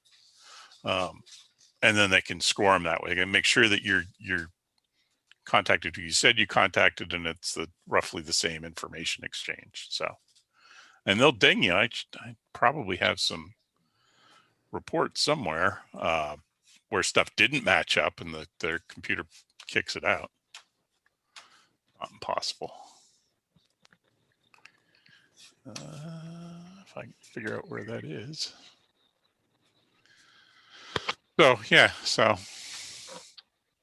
and then the ADIF, let me show you an ADIF here.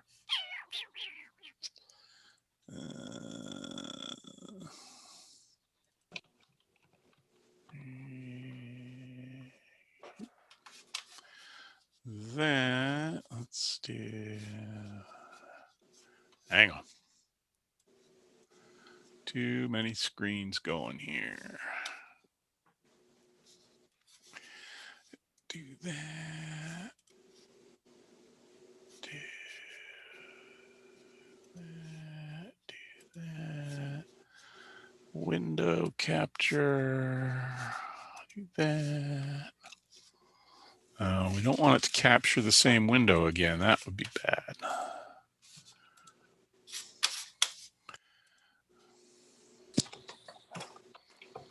Can you see that okay? Let me see if I make that bigger. The spotlight for everybody. How's that? Is that better? Better. That's an ADIF file. That's not the current version of ADIF. I think that's because that's a couple days old. But you can see it's all XML-like, where it has the, call is going to be 5 characters long, QSO date's going to be 8 characters long, and then it just has all the tags. But that includes everything, which is not really necessary for a contest log. So, but pretty much every every logging program will put out both of those types of logs. One so that you can integrate it into your station log, and the other one to submit to the contest sponsor.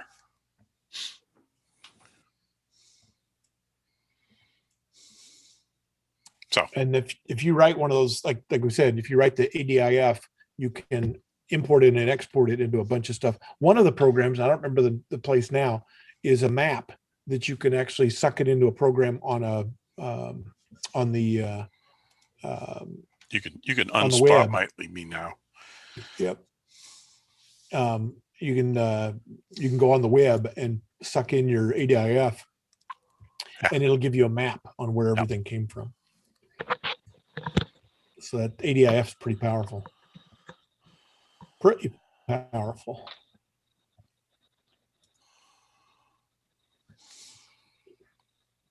Hey, Sam, I just checked my email feed on the International Space Station.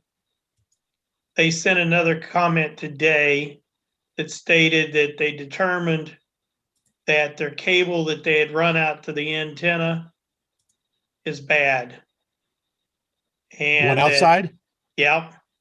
And it's bad. And they're fortunately have some backup cables inside, but they're got to get permission to replace it.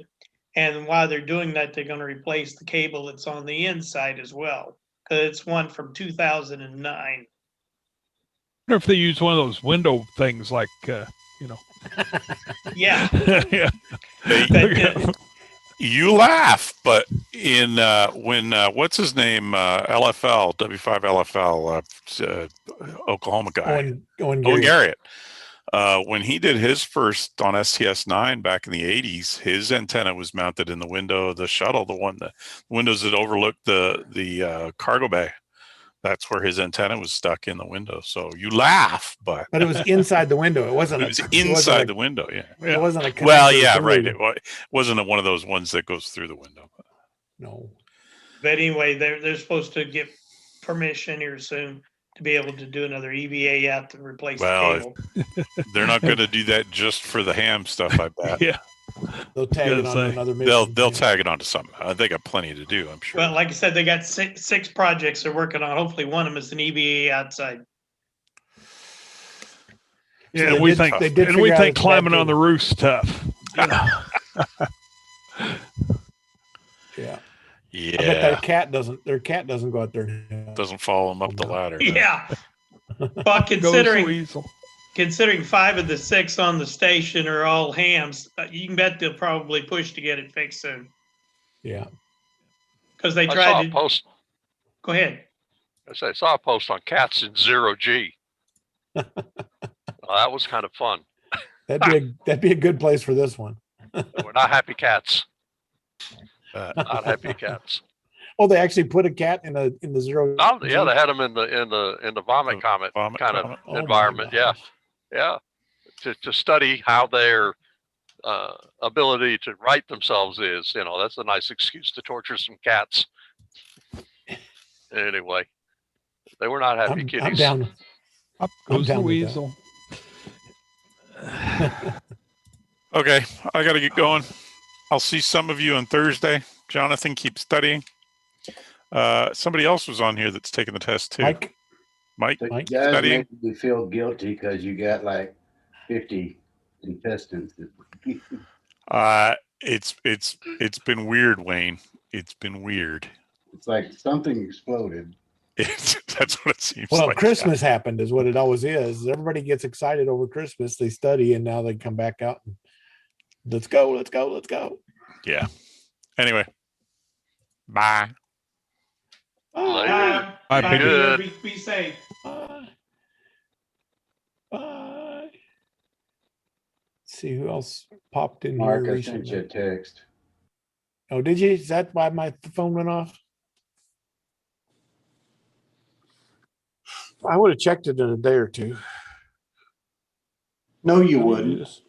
Well, he checks it. He just doesn't reply. No, I don't check it. Ed, that's what Ed said. Ed thinks you don't respond to Wayne on purpose. So no, I just don't. I'm not a big text guy. I've texted you before and then had to text Ed to tell you to look at my text. Yeah, but he calls me. I don't do texts. I'm one of these guys that have kicking and streaming into the text deal. Emails, yes. Phone call, yes. Text, yeah, well, whatever. You're too old for and that. no, I don't know of a JT8 presentation, but we should probably work on one of those digital things again. It's a good idea. Good. FT8, not JT8. Or whatever. It's all Joe Taylor. It was JT, and then they changed it, and then this, and then that, and all the other stuff. So, well, by the time you set up a program like that, Ken and I ought to be real experts on it. There you go. Have you been doing much? I got a lot. I received a lot. I put up a I put actually is the 80-40-20 from the Red Cross. I put over the house Saturday. Did you? And oh my gosh, you know, if you have a band, I was using a 10-meter antenna for a 40-meter band. Man, you put up a bunch of wire, it makes a difference. Sunday afternoon, I picked up received one from 8P6ET, and that was in Barbados. So I thought that was pretty good. I had a Cuba contact Saturday. Did you? I didn't. Yep. I can't believe how many Cuba digital stuff there is out there. They're just all over the place. Yeah. I had a Costa Rica. I got halfway through. I never got a final 73 out of it. So the other day, I got my signal link all hooked up and everything, and I was just kind of monitoring. I monitored PSK 31 and FT8. I don't know about that FT8. It looks boring as hell to me. But so I decided to play around with Whisper. And so I just like put my settings on just for the heck of it. I put it on 100 milliwatts. Yep. Signal, and it was heard in South Africa. Yeah. I worked that same guy, ZD, what was it, ZD3U or something? Something like that, yeah. Yep. No, that's Mark, are you using your Flex 1500 for the Whisper? I am. Okay. I am. And oh my gosh. And that was on 40 meters. Yeah, mine was all on 40. I think I did. The other night when I was doing my Whisper stuff, if it would do a 2-minute blast, the normal 2-minute blast on Whisper, I'd get 85 responses. 85 people around the world would hear me. It's amazing. Hey, Wayne and Mark, can you all move it to 20 meters? Then we can do a comparison. I only have 40-meter dipole, and it doesn't work very well with 20. Okay. I'm still working on getting my vertical up. Yeah, I'll run over there I'm loading up WSJTX. Oh, okay. Yeah, run that for. And then I'll sometime today, tomorrow. I've got mine running as. I didn't hear it yesterday or over the weekend. Did you not have it up or? I had it. I had mine down for about 4 days, but otherwise, okay. If you look up, weekend should have been up, but mine's only on 20.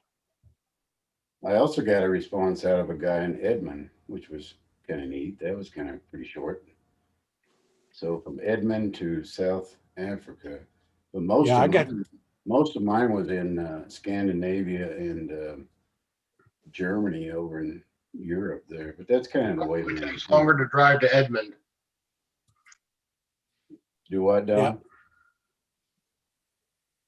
I would say it probably takes you longer to drive to Edmond than it would to drive to South Africa. That's very possible with all the construction.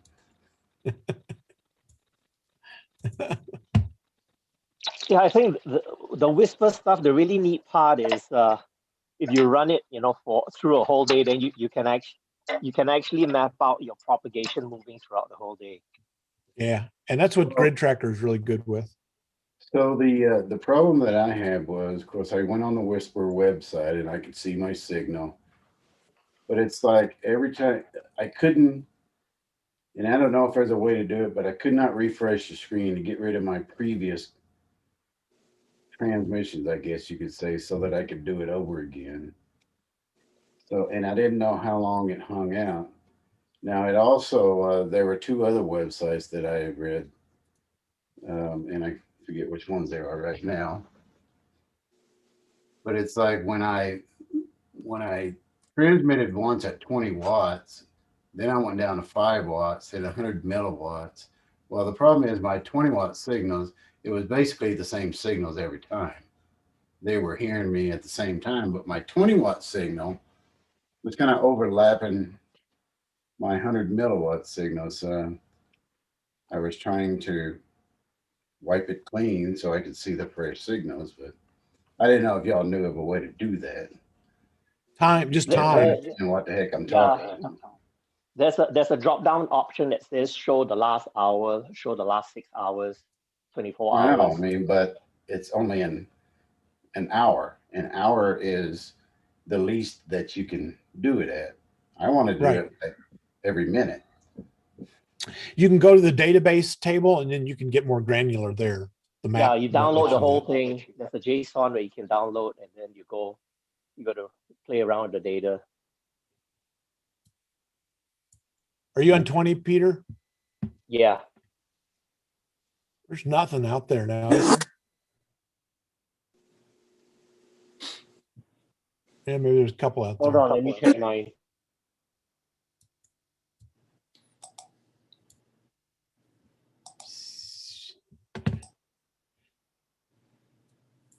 And for those of you not playing along, the digital modes are the one. The Whisper is the one that's a one-way transmission. It goes 2 minutes, and then the other end decodes it and sends the answers up to the web. Well, at least one cool test was that it tested my radio and to make sure that it was going to key in to transmit, and everything seems to be working. It's very good test tool. That was very good test. Right? Although I have not made a contact yet with digital, I want to make sure everything was working first. Yeah, I don't know that I've done one of those in a long time. I like to do like what Peter's talking about is I like to get it set up and then just let it cook and then kind of test the systems. I'm not a chaser. I haven't chased many of those digital things, but I'm sure that would be fun. I quit chasing when I got married. Yeah, there you go. There you go. But basically, is everything working for you? As far as I can tell, everything's working, yeah. So you are the guy that got a signal link going. Everybody else needs to call Wayne if they have a signal link problem. No, mine's what was your working. secret? Oh, yours is working now too? Yeah. Oh, that's right. Yours was noise. Yeah. Yeah, mine was noise. I'm not hearing anything on 20, Peter. Are you seeing anything? Hold on, pulling up. Okay. Because I might have a wacky 20. Or 20 may be dead by now.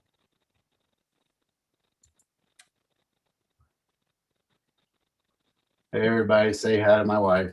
Hi, guys. Hi, wife. Oh, there's you. Hey. Hi, Donna. How you doing? Very good. Good to see you. There's 40 is hearing something. But man, that JT8 or FT8 or whatever we're calling it now is really hopping. Oh, FT8, yeah, it is. And you should have seen it over the weekend. Oh, it was wall to wall. It was smoking. I'll tell you who made a Z in contacts over the weekend. Our famous AT8 man, Mr. Randy. Oh, I bet he did. I didn't think about him. See, one thing I don't quite understand about FT8. I guess I just don't understand the whole QSO thing. Everything looks like it's canned. There's no real conversation. Is that the way it's supposed to be? Yep. I didn't think FT8 was allowed in this one. It's not in the contest. No, PSK 31 was.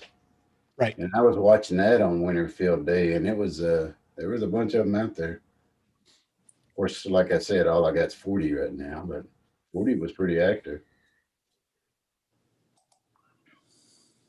It's funny because I tuned into a station out of Utah on 40 Are meters. you moving, Wayne? So on 40 meters, I tuned the station to Utah, and right when I was about to key the mic, there was a YL jumped in there, W5MQC jumped right in front of me and made the contact, and I tailgated her and made the contact, and I thought, well, that's pretty good. She and I talked to her today, and she said she was operating from a park with her, I guess, her Go box. So that was pretty interesting that short distance there worked. I mean, it is 40. Yep. Good Hey, ground I wave. might have. Well, Mark, I text you that DX Explorer link for my 20. I had 100 hits the last hour, but I might have missed it earlier. But Gary Skaggs, question for you, which you might have answered earlier. So do you need to go buy a seismograph now? How was it today? Well, I was telling the assembled congregation earlier that we heard the launch. I mean, you know, we're a little bit less than 12 miles away from the launch site, and you know, you can do the math. You can see what the delay is, but we were working in the garage, and we both went outside and we watched it go up, and then it did its belly flop. But when it goes back down, it goes below the roof lines of the houses to our southeast. Okay. So same thing. I didn't know it blew up until Linda said, "Oh, by the way, it blew up. It did the same thing that the previous one did." You didn't see the fireball? I mean, man, on the internet, it looked like it made a huge fireball. Well, no, there was a lot of smoke, but you know, it's not any noisier than the landing is when the rockets are all running like they weren't this time again. But you know, I went and watched the video that SpaceX put out, and it was an even uglier landing than SN7. Yeah, they didn't get that motor up at all. That second motor didn't even show up. It's kind of gutsy. It's kind of gutsy though, with 10 standing nearby. Yes, exactly. Yeah, I mean, they could have blown another one up. That up as easily. You got to give them credit for having the guts to take a go at it. You but they dropped it right where they wanted it. Yeah. Well, but the thing is, go look at how that place is all put together. It's compact. All of their propellants are right there within 150 or 200 feet of the launch site. Yeah. Hell, that whole thing had fit in half of my property. I was looking at that thinking, if that was NASA, there'd be gantries, there'd be, miles and miles of land, and here he's got two sitting within a stone's throw of each other, practically. Yes. Crazy. Cool. Yes.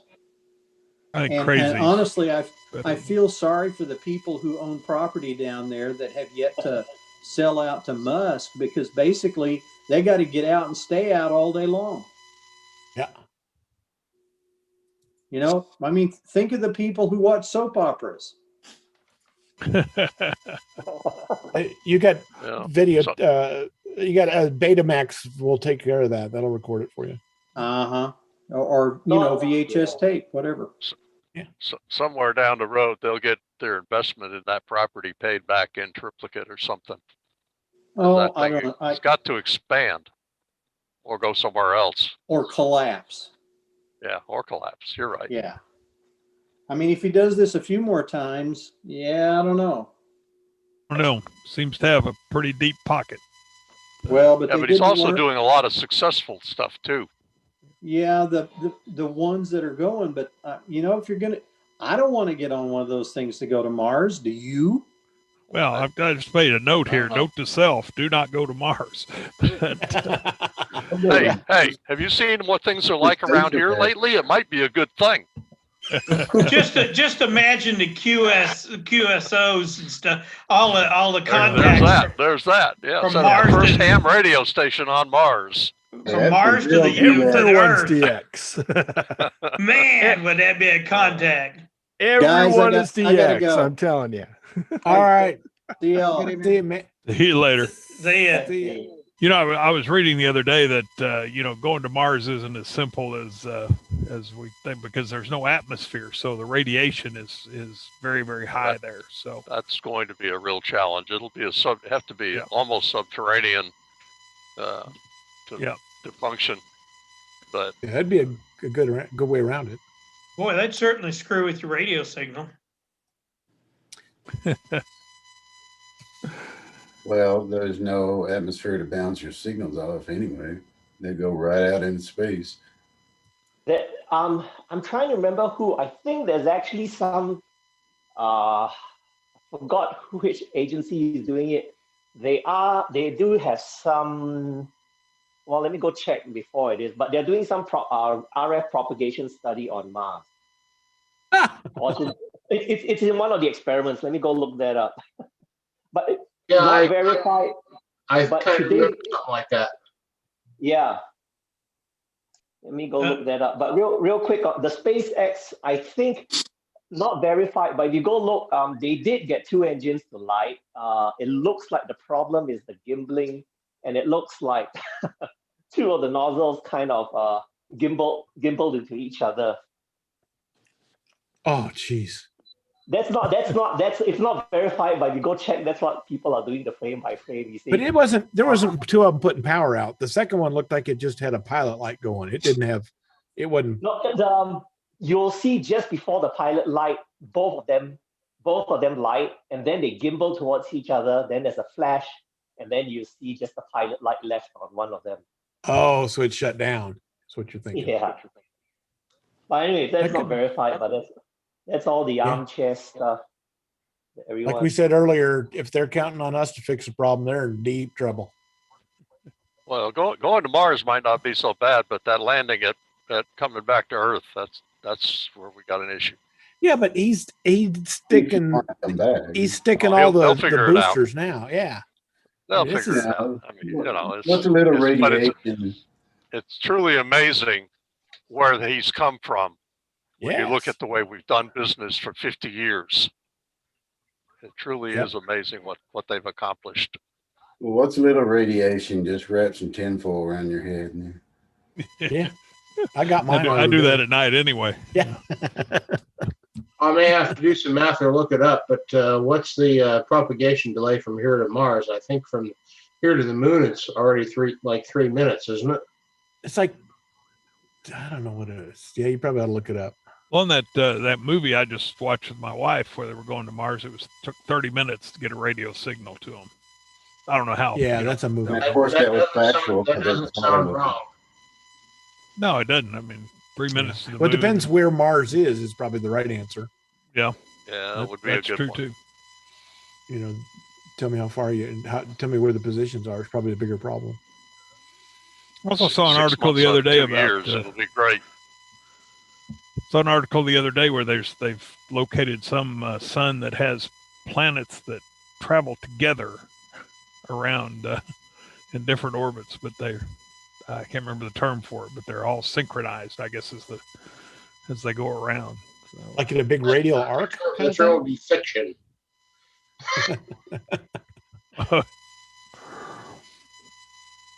Well, unlike our planets that all have their own thoughts, what they're going to do. So. Yeah, but they're different altitudes. I got you completely. I can't imagine any place that would have synchronized planetary orbits. But because you'd have to have the one that's a little farther out would have to be exact right mass to. Yeah, it has to be traveling a lot faster too. I mean, right. So when actually, it's just a bigger string connecting them. That's it. It's a flat. Wire. It's a flat Earth. Yeah, a really strong string. Yeah. Yeah. So when Mars and Earth are closest together, it takes approximately 4.3 minutes. Wow, awesome. That's quicker than I would have thought. That's when they're closest together, which is 78 million kilometers, however many miles that is.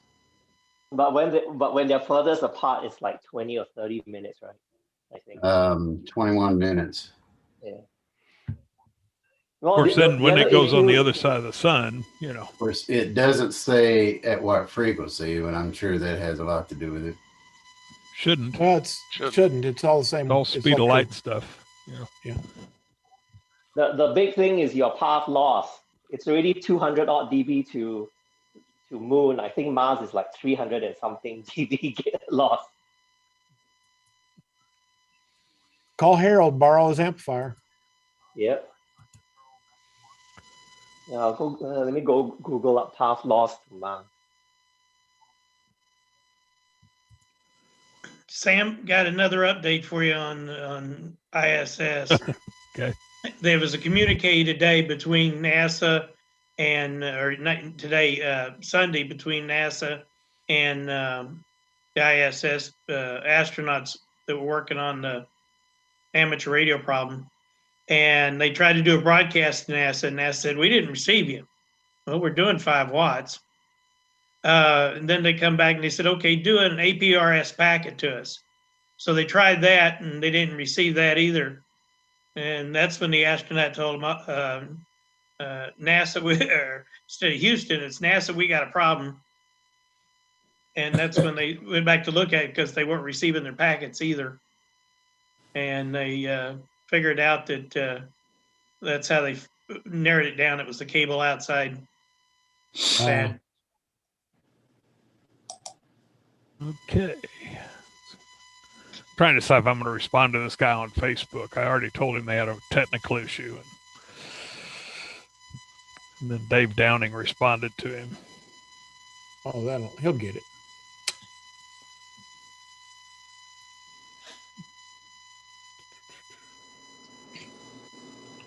He'll get it.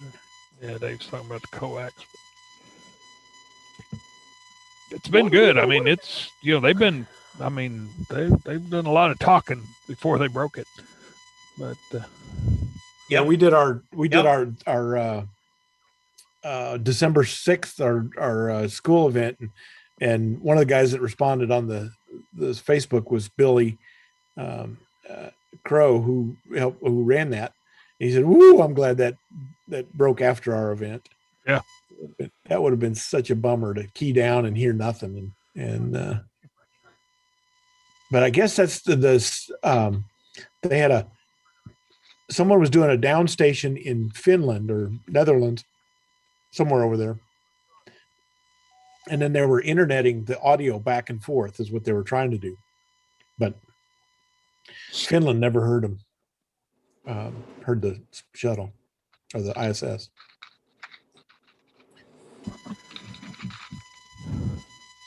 No, maybe it's just because I've been a little more attuned to it the last year or so, but it seems like there's been a lot more talking to the ISS than there ever was previous, in a period of time. Well, they got 6 of them up there now, and that's the first time they've had 6 people up there. Yeah, so that makes a difference too. They also slated, it says on there that on their feed that they're slating to do 7 schools this year, Mark. Oh, good. That's I got in a QRZ fight on QRZ.com, and my comment was that they do this and they average about 10 a year, and some Nimrod came out and said, well, I looked on the line and there's 2,000 of these and there's this many years, so they're averaging 200 a year. And it was like, no, they're currently doing 10 a year. They have done a lot more in the past, but they currently are at a rate of 10 a year. And he was arguing with me big time. But arguments on QRZ gets you more people watching, so I don't mind the arguments. Did Peter Laws cover the new MSAT Fox 1E? No. What's news about Fox 1E? Oh, well, it's a flying break. Oh, we did that a while back, didn't we? Well, the one that died? Yeah. Well, no, the new one that just got launched about 2 weeks ago. Yeah. Yeah. Oh, was it German? I saw was that. It German? No, it's US. It's MSAT US. No, I didn't see that. Yeah, I saw that. If you want a mudslinging fight, go look at the MSAT, because by the looks of it, by some people, the entire Fox series was a failure. Well, it hasn't been the best. Yeah, exactly. This was the one that was launched on the Virgin, oh, that's what it was. 747. Yeah. Oh, that one's dead. Yep. Oh, no. Dead on orbit. Oh. Peter, didn't they say it was over? They lost it when it went over China. No, they lost it from day one. But if you go see that, there's a bunch of mudslinging over MSAT US on MSAT North America's handling. What was that? What was that balloon they sent up? They said something about that they were monitoring it, and all of a sudden it died. And they thought, well, maybe that when the sun hits it, it'll come back alive, and it was over China. No, that's Tom Medlin's balloon. That's it died. Did it ever come back on? Disappeared. Never came back up. Nope. They said it died over China. Died. No, well, don't know where it died, but the last scene going into it was in Saudi Arabia going over to Iran. They probably shot it down. They can't. It's the last 3 balloons went over China a couple of times. It's not the first. Yeah, they're not going to shoot it. It's not the first one. It's not their first circumnavigating the balloon. They've done it. The last few ones. Well, one of the Fox, is it Fox 1C, has the same problem as well. Once it gets into the nighttime, or once it gets into eclipse, the batteries don't work.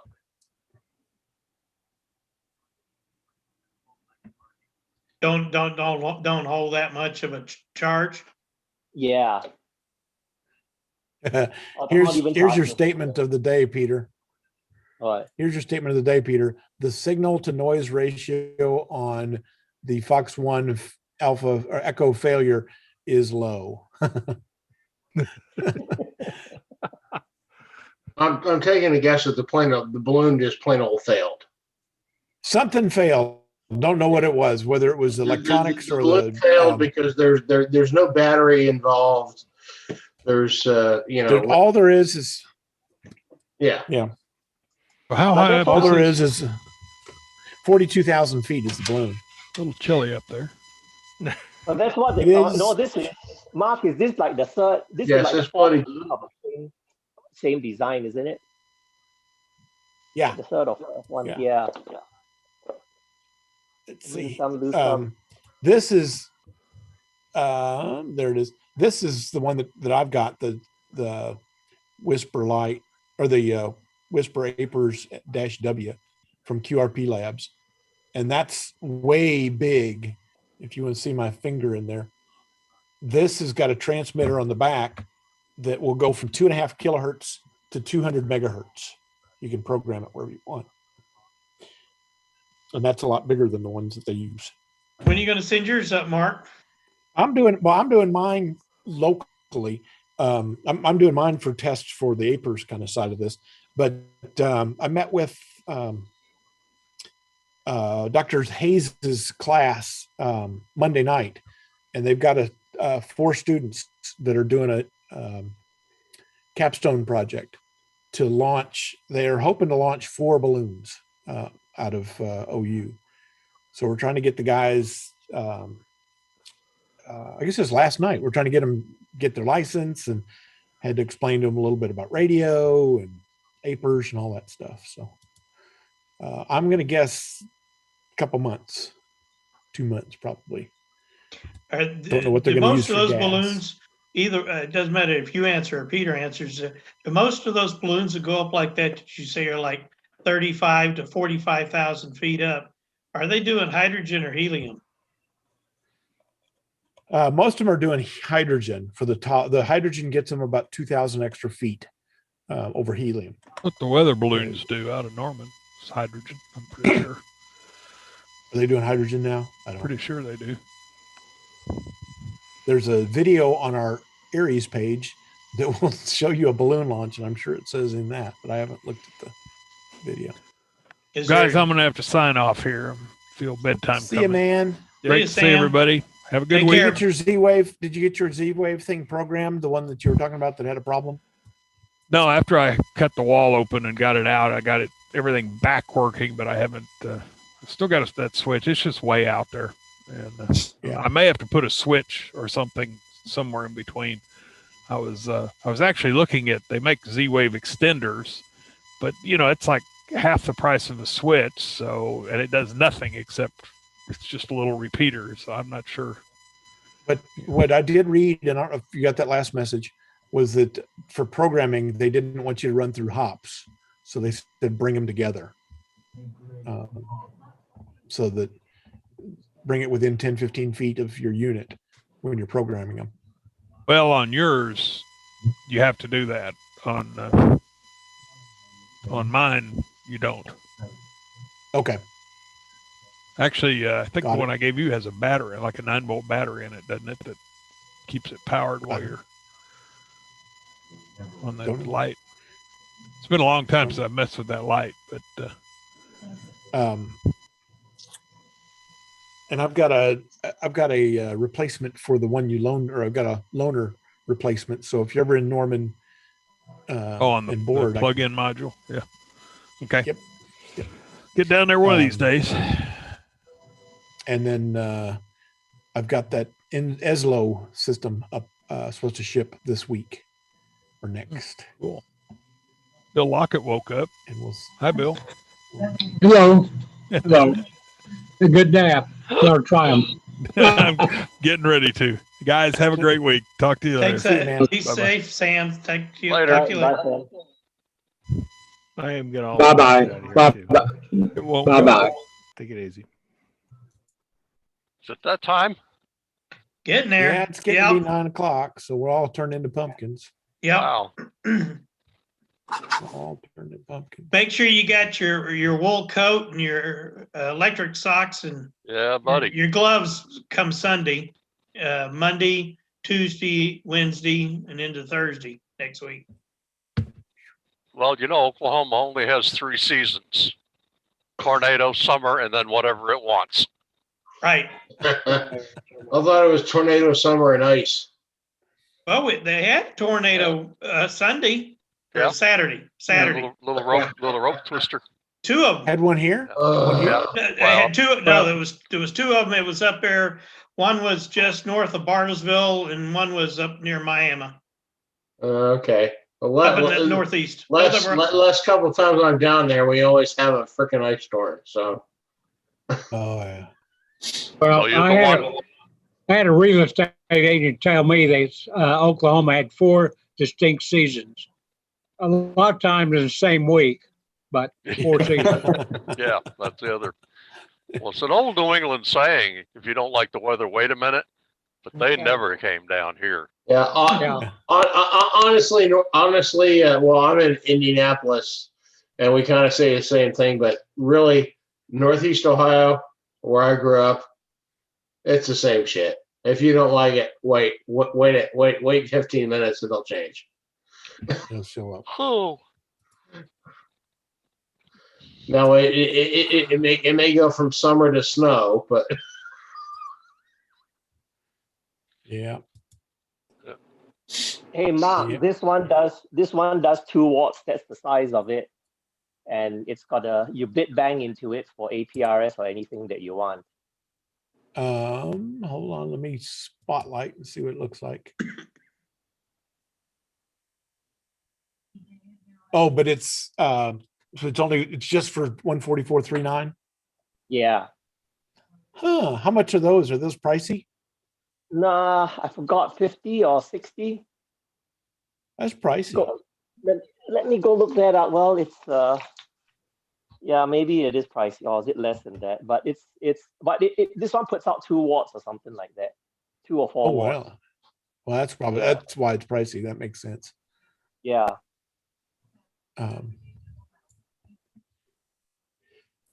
Here is that balloon. Let's see. I didn't know anybody made a prepackaged one for that. Oh God, yeah. Yeah, they do. Yeah, go look up. Just Google up HX1.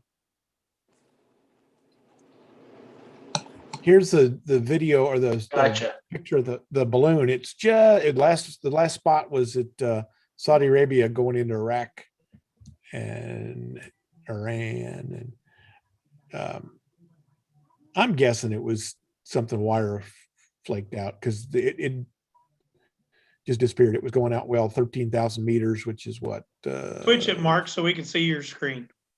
Highlight yours, yeah. take Peter's off. Yeah, there you go. Thank you. There we go.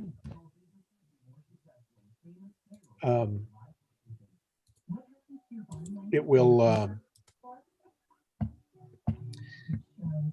it's right over, let me get rid of that, right over Saudi Arabia going into Iraq. Oop. It took a trip somewhere in here. It took 285 miles or some miles an hour. It went, or 235 something. I think it's maybe Africa side. It was hauling the mail. Somewhere in the neighborhood of 43,000 feet. Yeah. Well, yeah. 42,000. Nobody gives a crap about anything at 43,000 feet. No. Unless it's a balloon. It's a balloon, so they say hauling gas. There you go. Yeah. Hauling gas. There you go. But 155, they were in some pretty high wind stuff, so I'm guessing they got tousled and something broke loose is my guess. Look how many, look at the mile an hour just before it was gone. Yeah, 97. Yeah. Yeah. Did they get a lot of descending before, or? No, that's the only the last thing it's got is right there. That's the last ping, and it's 42,650. But at not 97 miles an hour. At 97 miles an hour, yeah. Okay, fair enough. Yeah. Cool, man. Yeah. Thanks. Okay. I could have looked at that up myself, but I appreciate it. Yep. Guys, I want to go too. Be safe, Bill. Stay safe. I don't have an early morning, but I'm an old guy. I'll see you. Take care, Bill. All right, thank you. Bye-bye. Look, Bill, I'm getting close to being an old guy, so I appreciate that. Yeah, you'll appreciate more. And more, and more. Yep. Yeah. There's 222 miles an hour over the River Nile. Yeah.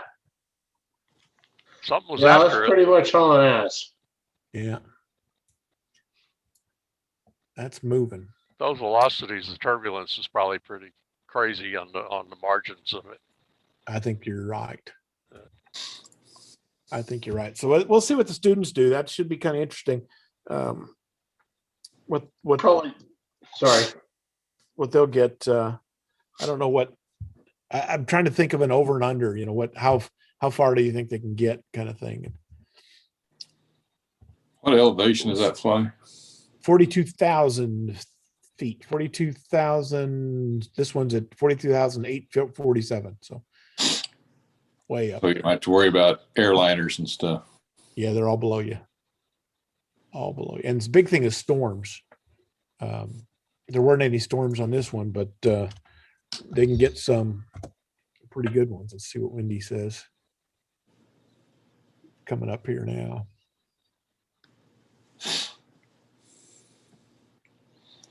The reason that this time of year is better is that if you look at, come on back up.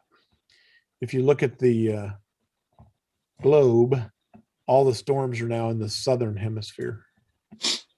So you miss all those. Balloon and everything, the whole thing weighs like a couple of ounces, right? Oh, a couple of grams, or like. Well, yeah, the balloon. Yeah, I know the payload's like one ounce or less than an ounce, and then. Yeah, well, they're like, the antenna is 9/10 of a gram. It's a 36 gauge wire. Yeah. 20 meter dipole. But yeah, I'll see all the storm stuff down here in the southern hemisphere. But there weren't any storms when that went down. It was nice and calm.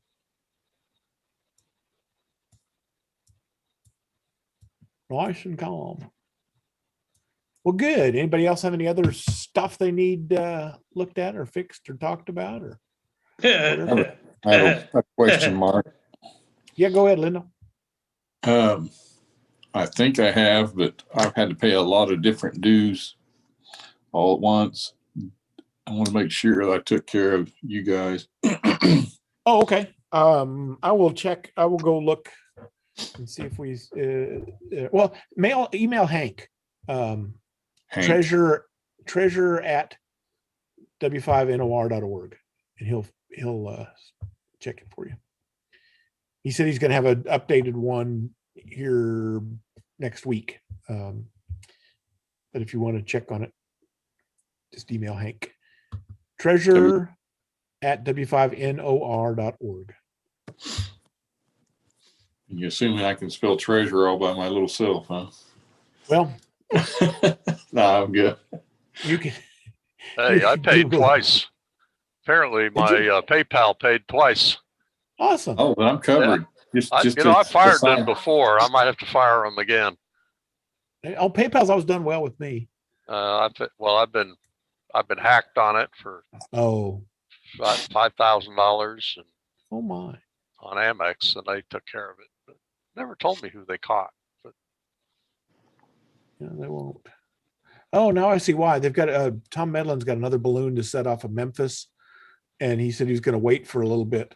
Yeah, I can see why. I get it. Yeah, you wouldn't want that to catch up to that one.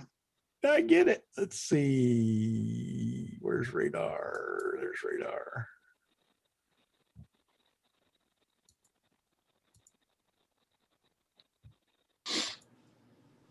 Well, gentlemen, I'm going to have to go bow out. Y'all have a great week. We will see you next time. Thank you very much. Be safe. Take care. Take care. Yeah. I shall.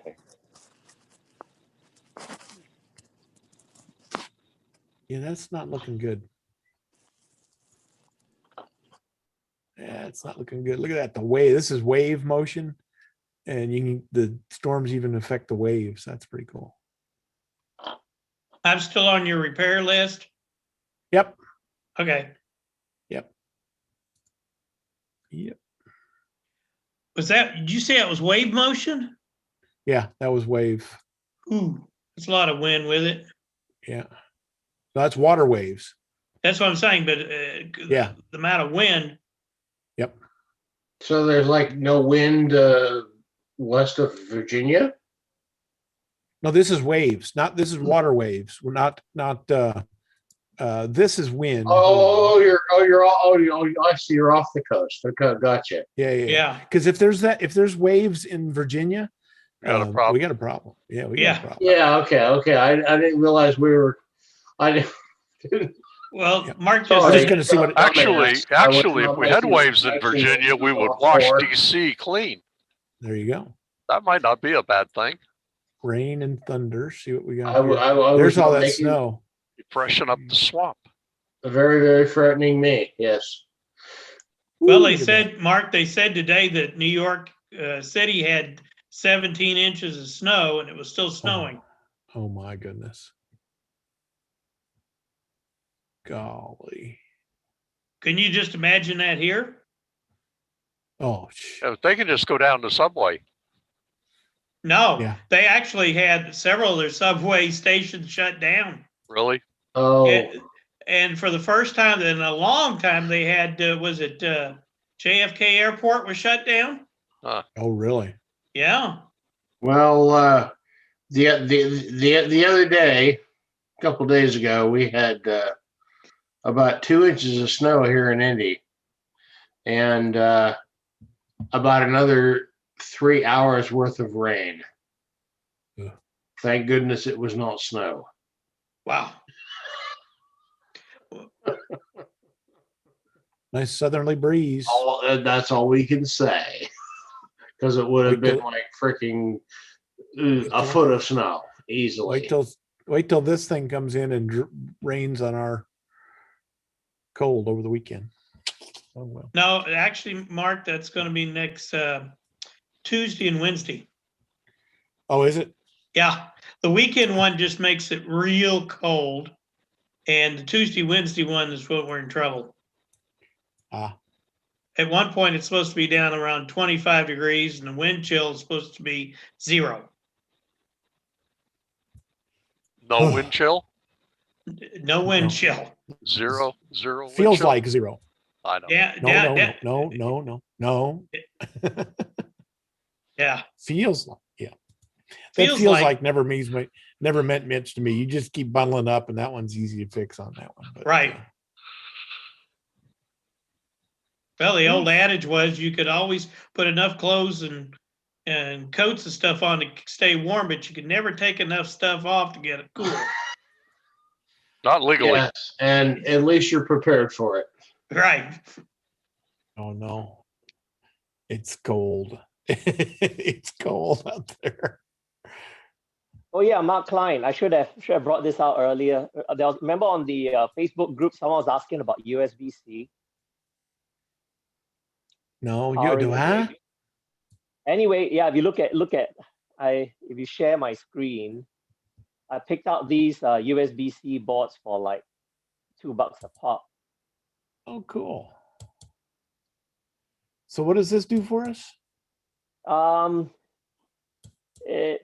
It'll let me use my phone charger. Well, if your phone charger puts out 12 volt, and then I've got an adapter to the end of it, plug it into the Yaesu HT to or the what's that, the 817, and charge it up from a power bank. Oh, the chip. Well, but is that a yeah, that's a chip. This is the chip that tells the you have to have a USB-C power delivery source, and it tells the source that you want 12 volts out. So that's 4 of them. You can break it apart. Yeah. One that's already broken apart. Just solder it to a pigtail, and then. Oh, I see it. Now I see it. Okay, got it. Yeah. So you just plug a regular USB-C cable into it, and then you get. How much current can you pull on that? Whatever the adapter gets you. Usually is up to 3 amps. Wow. At 12, and so they have it up to, if you can operate at 20 volts, then they have it up to like 5 amps. Wow. Through that little chip? Well, not through the chip, because all that does is lie to the computer or lie to the device, doesn't it? Wow, that's kind of cool.